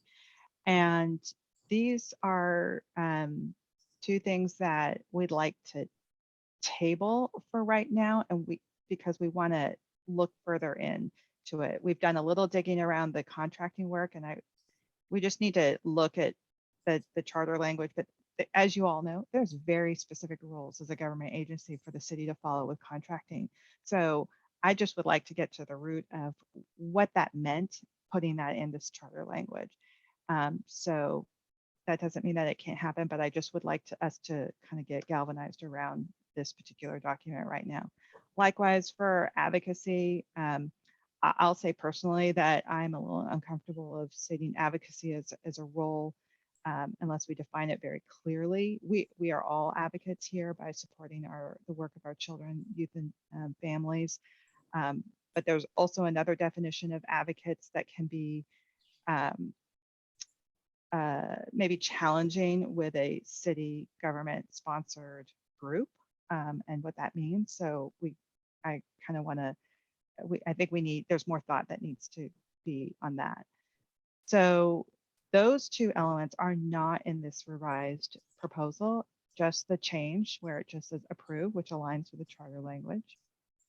And so Jada and I wanted to present this to you guys to get, we'll take a vote, but again, we'll look at this again. This is not the last bite of the apple, so we'll take a look at this again as we look at our bylaws. So, so as we think for a moment, let me just first see if there's any public comment on this roles or if there's any public comment on the strengths work that we just did. 1, 2, 3, no public comment. Okay, so are there any questions or comments from the OIC? Julie. First of all, thank you, both President and Vice President Molly and Jada for putting this together. It's super helpful, and I feel like is even going to be more helpful as we're onboarding folks.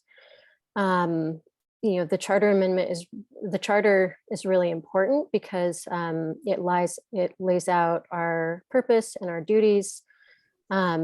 And I think it's important to name that it's come out of, this vibrant children's movement that really was kind of wrestling at the heart of how to have and how to make sure that government was best working for our families and our youth, and that we created the kind of relationship between government and community that community would really be driving and anchoring and providing oversight and advice to DCYF. And I think that's super valuable, which is part of why I keep coming back to the actual charter language.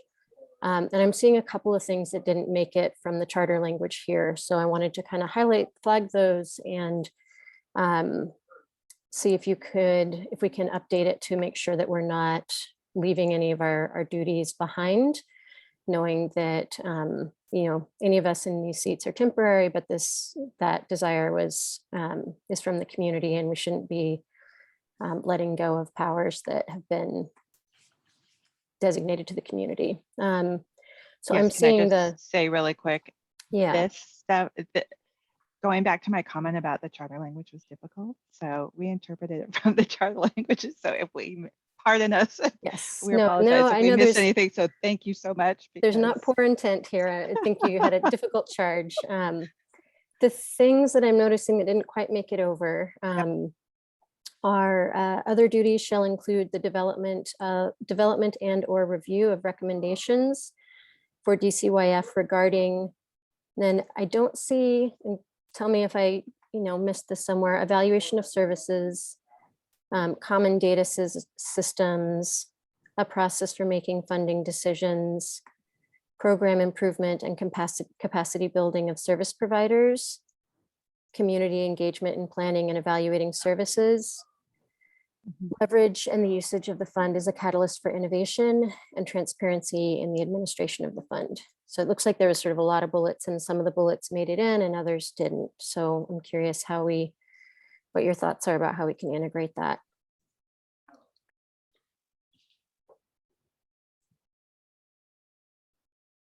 Yeah, what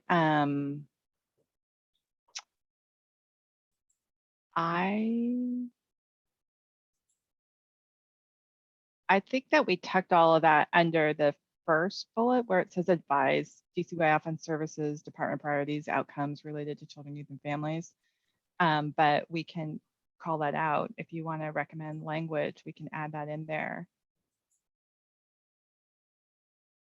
I think that would be helpful. Maybe I'll spend a second trying to consolidate and try to drop something in the chat if that's helpful. Yeah, yes, I think that would be really great. The challenge that I found with this is that it's a lot of things. And so we can just call it out individually or group it. And so that was, I recall this, and that was my challenge. So I would very much appreciate your input on that. Aaron, did you have your hand up too? Yeah, I did. I mean, Julie's question somewhat answered my question, but then okay, I do have, so I may have missed, I haven't seen this. I may have missed it. I'm not sure if you guys probably have sent it out, but I mean, just didn't see it. But so this vote that we're about to do is just voting on the creation of this draft, right? Yeah, really, Okay. it's, I mean, we don't technically, it's just agreement. I just want us, as we continue on with our governance work, I just want us all in agreement of what our role is. And so then we can use that as a basis for looking at the ways that we all now work together. And that will go into the review and update of our bylaws. And so really, I don't need a vote. We just want to get agreement so we can use this. Because if we're divergent or that there's not agreement, then to start working on kind of the ways that we work with each other and the orientation and the onboarding piece, it'll be difficult for us. So really, it's just an agreement so we can keep chugging along. Got it. Thank you, Mom. Appreciate it. Yeah, again, as I am demonstrating that charter language, it's like a puzzle.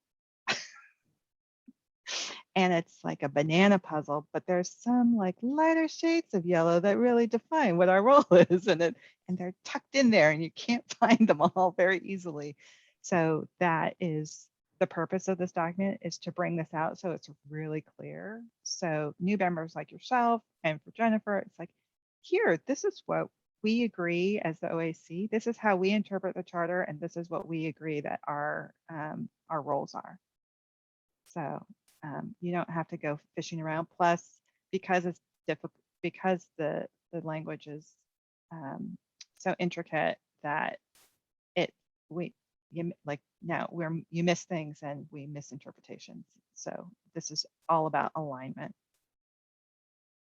and clarity.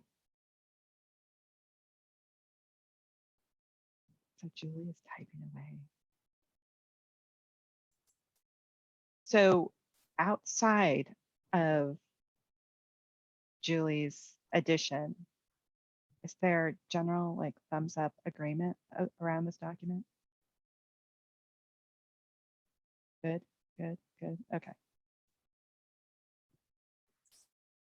All right, how's that?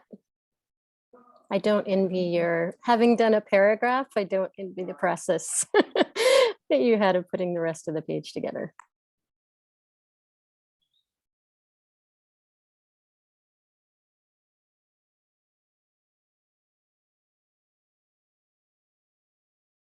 Maria, does that look?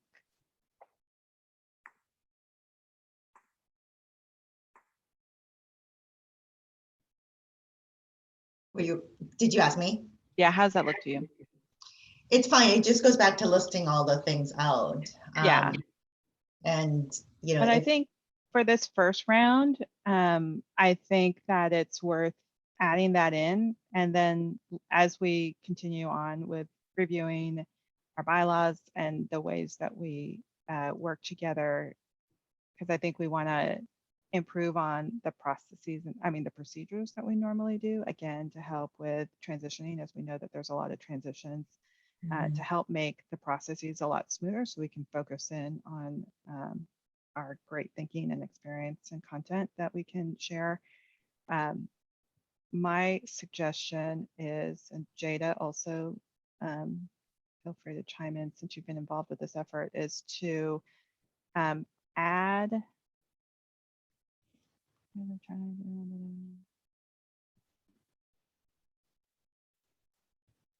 Oh, so the second chat, Julie, that's just straight from the charter? Okay. Make sure we're tracking. Okay. Should we just add that language in from the charter, Maria? Well, I think there are a few things that member Julie is pointing out, like the evaluation piece and calling out data systems, and as the process for making funding decisions. But everything else, I believe, you've got pieces of it already in your role and responsibilities document here. Maybe calling out for item 2 under roles of the OAC, adding in the words catalyst for innovation and transparency. Right. Yeah. You already have catalyst for innovation. So there's pieces.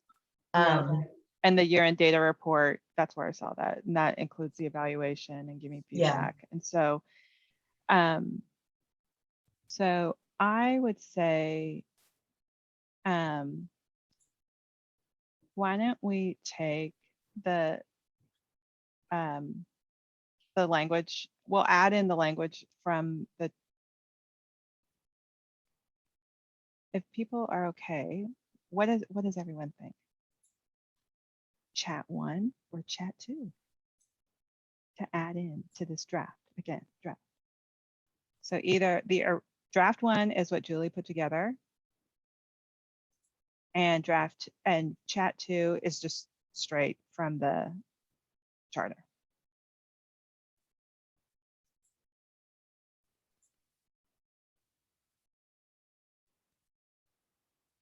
What are we thinking?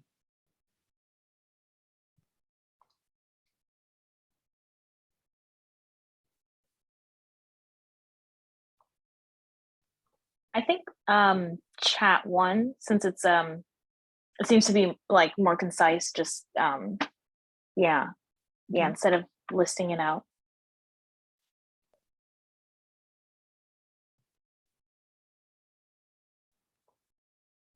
Erin, Jennifer, do you have a preference? I'm always in favor of brevity, so chat 1 wins for me. Okay. Erin, is chat 1 okay with you?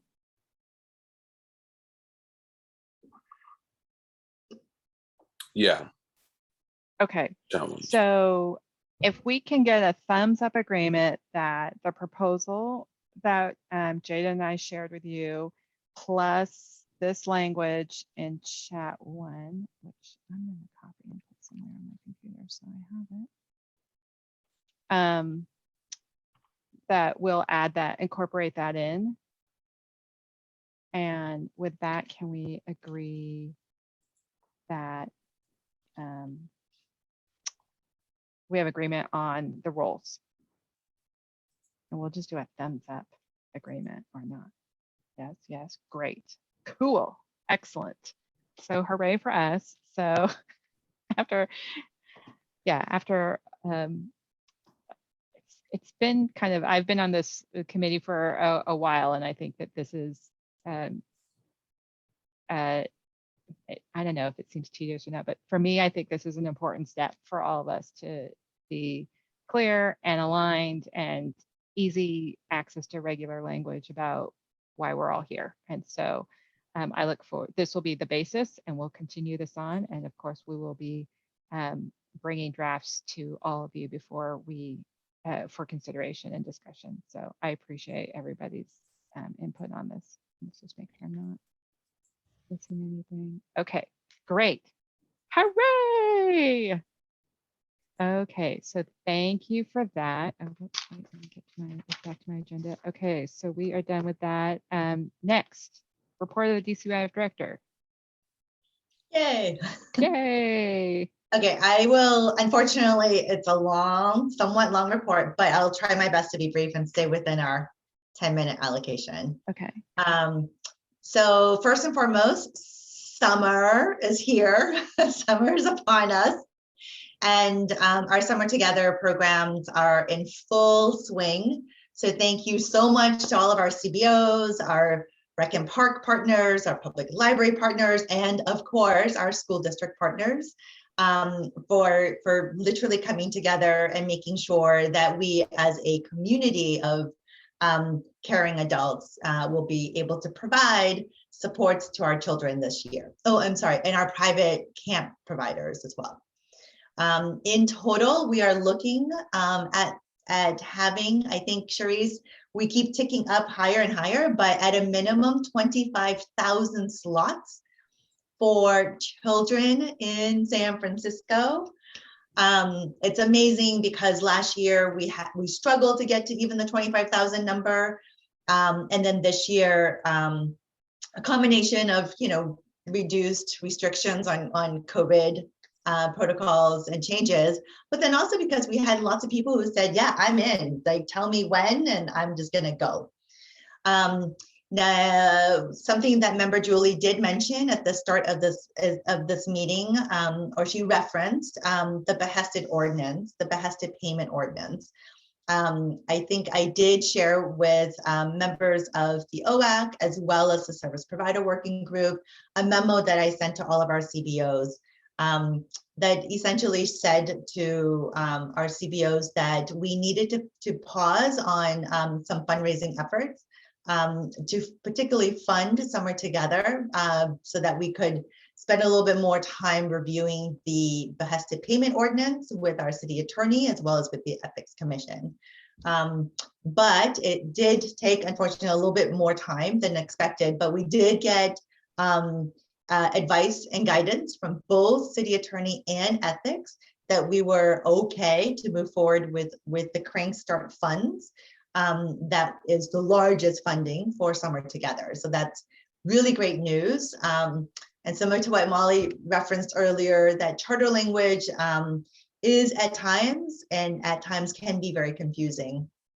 And the behested payment ordinance was confusing. And I wanted to make sure that we, DCYF staff, was doing our due diligence and being responsible to make sure that we were following the rules that was laid out for us.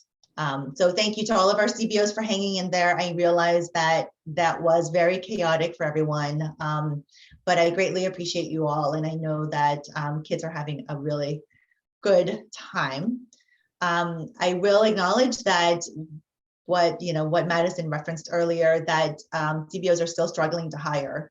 So for anyone who's listening, if you're still interested in a summer job, go find your favorite CBO and hopefully apply and provide supports to them because they are looking to hire. Speaking of hiring and speaking of money, our first budget presentation, our first round of budget presentation will happen this Thursday. Yay, I can't believe it's already budget season or Board of Supervisor budget season. So I think you've all heard in the newspaper, the mayor did hand over to the Board of Supervisors her budget proposal that included, of course, all of our city departments' budget proposals. And the first round of hearings will be this Thursday.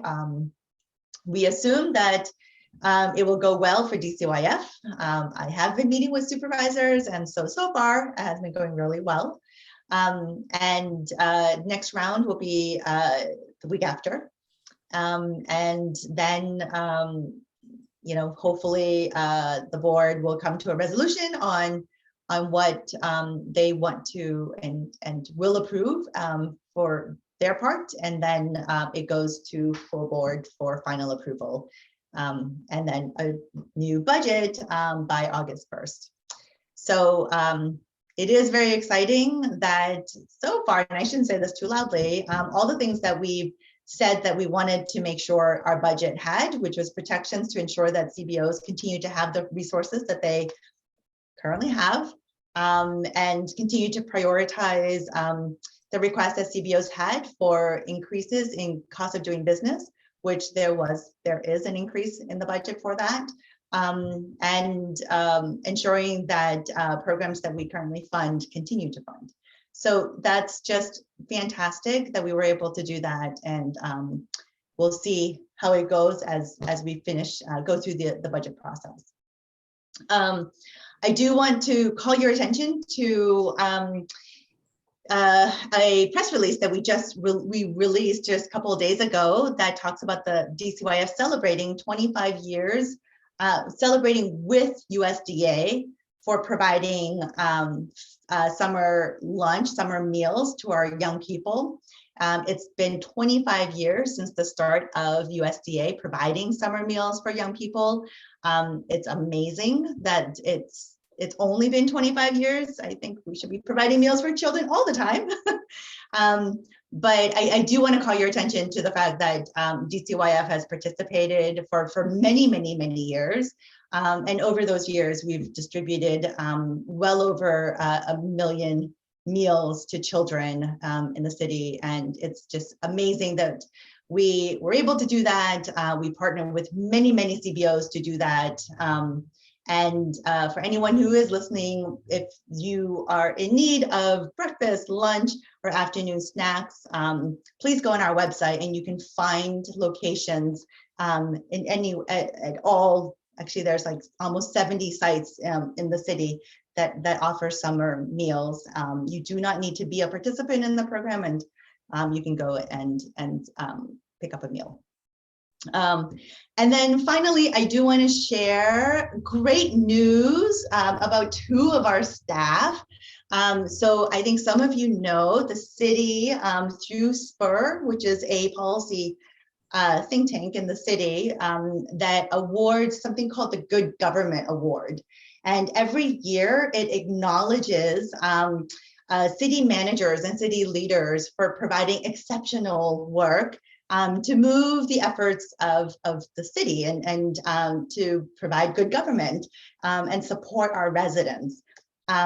This year, there are many people who are being recognized for their efforts during the pandemic, particularly, but two of our very own city staff are going to be recognized. The first is Charisse Dorsey Smith, our Deputy Director of Programs, Plannings, and Grant. And then the second is Dory Kaminong, who is our Communications and Community Engagement Manager. Both are being recognized with a host of many others, including our DPH partners, our library partners, Rec and Park partners, in making sure, in just recognizing their efforts around supporting children during the pandemic. So for those of you who are around City Hall, you can take, it's a ticketed event, unfortunately, but we will be celebrating both of these fantastic ladies in Wednesday, July 13th. In City Hall, and it's just a great time and a great opportunity for us to recognize their hard work, as well as the rest of our city, but then DCYF staff, who also just did a fantastic job, not only during the pandemic, but throughout the year. And I believe that completes my report. Thank you. Yay! Yes. Yay. July 13th. Thank you, Dory. Yay. First, let's just do a quick check-in, public comment for those still around. If you want to make public comment, raise hand, star 9 on your phone. Okay, great. Any comments or questions from the OAC? Julie. Yay, good budget news generally. I'm curious if we have, if we know, as the service provider working group is working on wages, do we know what funding would be required to be able to meet the fair wages that they've been working towards, and how close are we with this budget? Although, and I also recognize, like, in the past couple of years, we've been looking at cuts. So it's just really great to see that we're here and can start having that conversation. And then I saw that SFUSD is looking for support to continue the shared schoolyard program. So I'm wondering if DCYF staff has a position, hopefully in support of that, or some more information.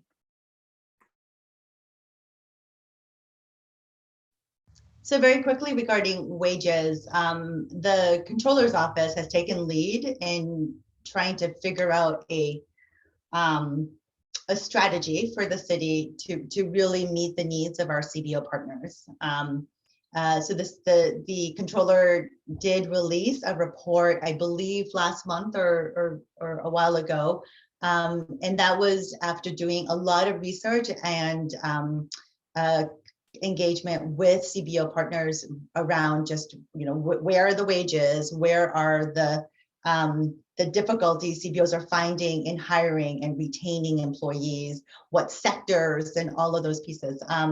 And so I don't know if within this budget there's allocations to increase those wages in that way.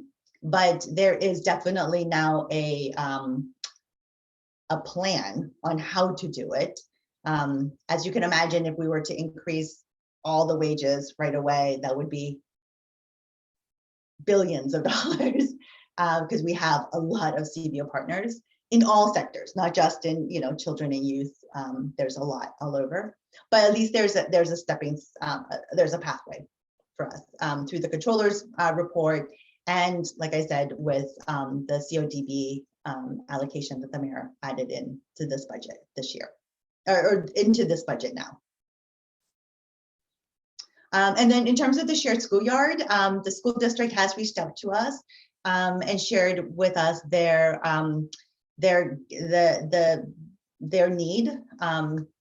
And I just will say that that was shared with the mayor's office, and it is now sitting with the mayor's office right now. We would of course support it, but we're locked out. I mean, our funds are already encumbered, so we would have to wait and see if the Board of Supervisors is planning on providing any type of financial support towards this.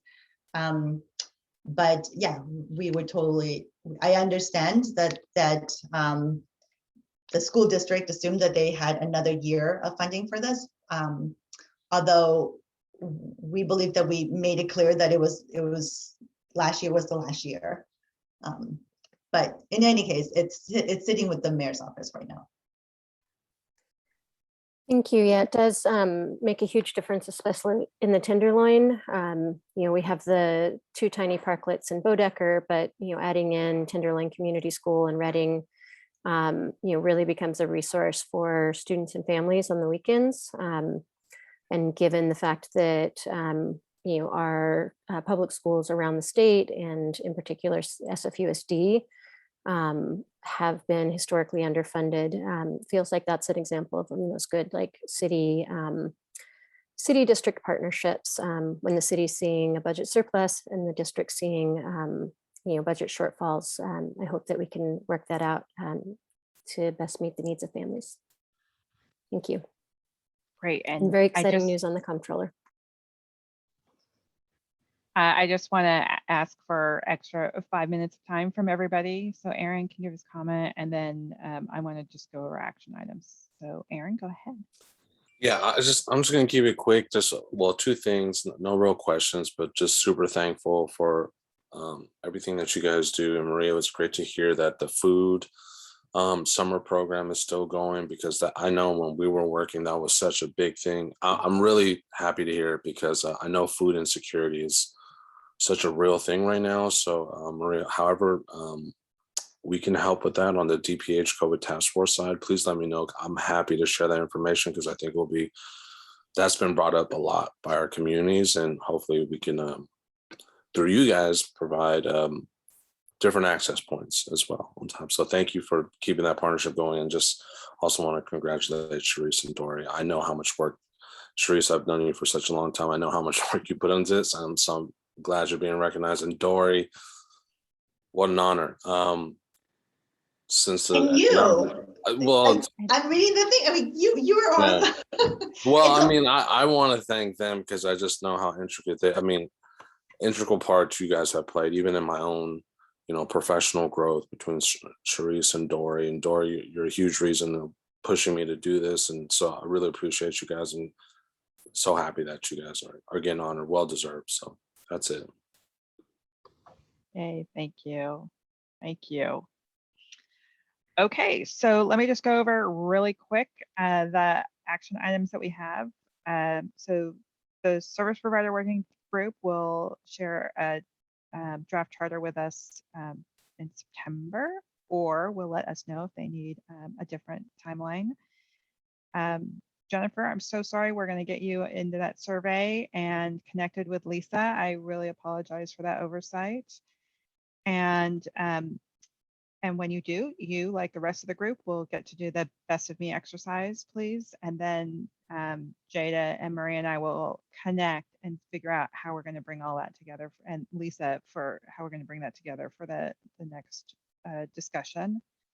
And I just want to say that we all agreed on the roles that were presented in the second proposal, along with the addition in that first chat. So that's that. And you guys we all give good feedback for the future SAP conversations, service allocations plan conversations. So thank you for that. Okay. And Jennifer, we already started the process. Oh, good. Of course. Of course. Thank you so much, Lisa. Can't Okay. help that activator, right? Yeah, No. exactly. And with that, we don't have to take a vote. And I'm just going to call the meeting adjourned at 5:19 p.m. So thank you, everybody. Thank you for your time and attention, and go Warriors. Go Warriors. Okay. Warriors. Yeah, everyone. Dubs.